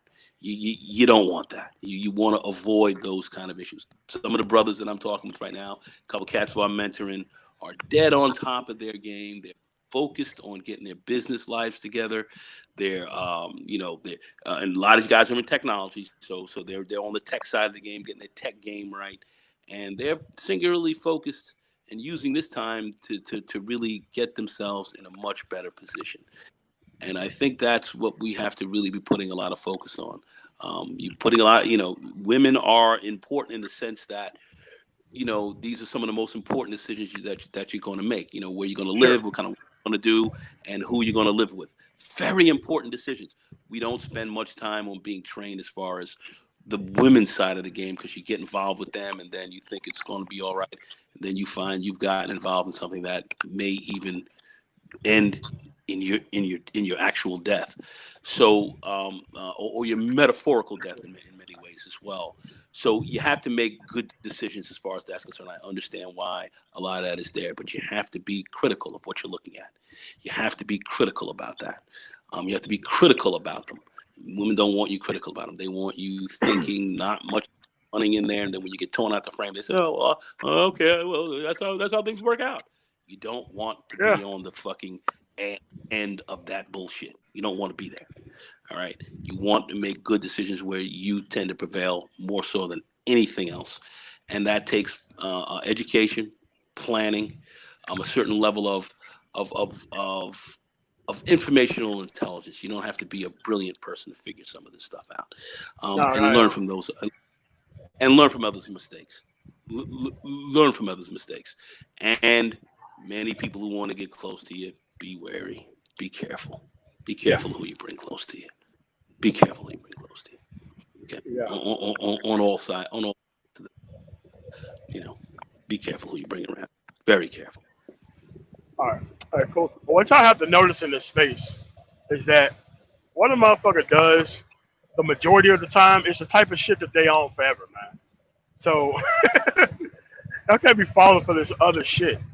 Just making it look like, oh well, we're going to care about the women all of a sudden. It's like, dude, they're important, but they're having an inordinate amount of choice in the situation. They get to choose the situation that they want to be in. So, all right, man, let's get ready to wrap up. Mugi, you got anything last before we get up out here? Not particularly. I think everybody in this space and in this chat already has an idea of what's going on and what we, it's time to just take action. And if you look for men in your hometown that sit and think the same way, like there's some guys, across the diaspora who are involved in the tech that I'm going to start a meetup with in here where I'm at. Some of these guys are front end and back end developers, stuff like that. Just leave it at that. My thing is, since they got all of these, they're quick to celebrate a woman who has like a basket weaving degree Yeah. and all the other shit. Go on a LinkedIn. Every time you see a black man get like a certification, like CCNA or CISSP, just put BM excellence or just put excellence on it, man. Just those little Yeah. things. Yep. Yeah, Hey, man, yeah, 'cause at the yeah, end yeah. of the day, we're going to be great out here. It's just that a lot of people need to know that you're trying to wait to be celebrated by the wrong fucking people. You still need to go do great shit. You just don't need to be rewarding the wrong people with the shit once you do get your shit together, man. That's it. Yeah, that's very important. Very important. You don't make that mistake. Mugen Black. He's on. The Brain Trust. We talk about. A lot of key things about the fourth industrial revolution. We talk about tech because we're moving to a much more technologically based society that's moving on very quickly. A lot of people say, "Hey, you guys are doom and gloom over there," and everything else like that. But we're starting to see some of these things that people say doom and gloom are coming to pass even faster than we've seen because this COVID thing is putting things on an accelerator. So we're looking at a lot of different things that we're going to have to come to grips with, and we want brothers to be on top of the game. Do we have to work together? Yes. We don't have to love each other all day long, no. But we do have to find some ways to work with one another because your profitability, your careers, your money, a lot of things are based in that. So you have to really understand how that works as well. And to this misandrous stuff that's out here, this is really slanted to go against, in many respects, your own survival. And we have many who've bought into it and don't even understand that they're taking themselves out. They think they're doing well, but they're taking themselves out. They're not benefiting from it. And Yeah, I don't. but they're individually benefiting from it, but the overall mass is not benefiting from it. So you have to look at that. I have a real issue with this black man. This very, and I understand you're going to have misandry coming from, the mayonnaise folks. I understand you're going to have misandry, certainly coming from black women because they're very much in league with a lot of the mayonnaise kind of game going on. But it bothers me immensely to see many of us black men who are who are thoroughly engaged and ensconced in this. I Which would I say think that a is, lot of older black men terrible. do that shit. Like when I was in Afghanistan on my Hey, contract. Oh yeah. listen. I just want to say this. I'm an older brother. No. This I'm an definitely older is not brother. you. We've all, even Santos I know Clutches said they fucks with you. Mujin. Hey, Mujin. Let me say this. I'm an older brother. I see a lot. But what disturbs me is how I see a lot of stuff coming from some of the younger cats as well. A lot of these younger brothers around here. A lot of younger brothers are pushing this. I see it. I see it here on YouTube. I see it out there in the streets. I see it. Very disturbing. Very disturbing. Very disturbing. Okay, younger cats ain't getting a pass on this. All right, ain't getting a pass. All right, we need to really we need to be very aware of what's going on. Let's not fool ourselves. Let's be very aware, and let's talk real truth to this power here. Let's talk real truth to it. Let's not play games. So I'm keeping it a buck, and I want to say, listen, let's all of us keep a very close eye on this because this is not within our interests. Honestly, it's not within our interests. I was going to leave it at that. All right, cool, man. No, I want to thank the people who are in the chat who came out here to listen to the live stream. I'm gonna try to do live streams every Sunday morning now. It's just a good time for me to get up, depending on where I'm at, to be able to do these types of live streams. I want to thank y'all for coming through. I thank y'all for all the support and everything else. And make sure y'all like, share, comment, and subscribe. I'm the man tomorrow. Y'all got a really nice night. All right, later. All right, later.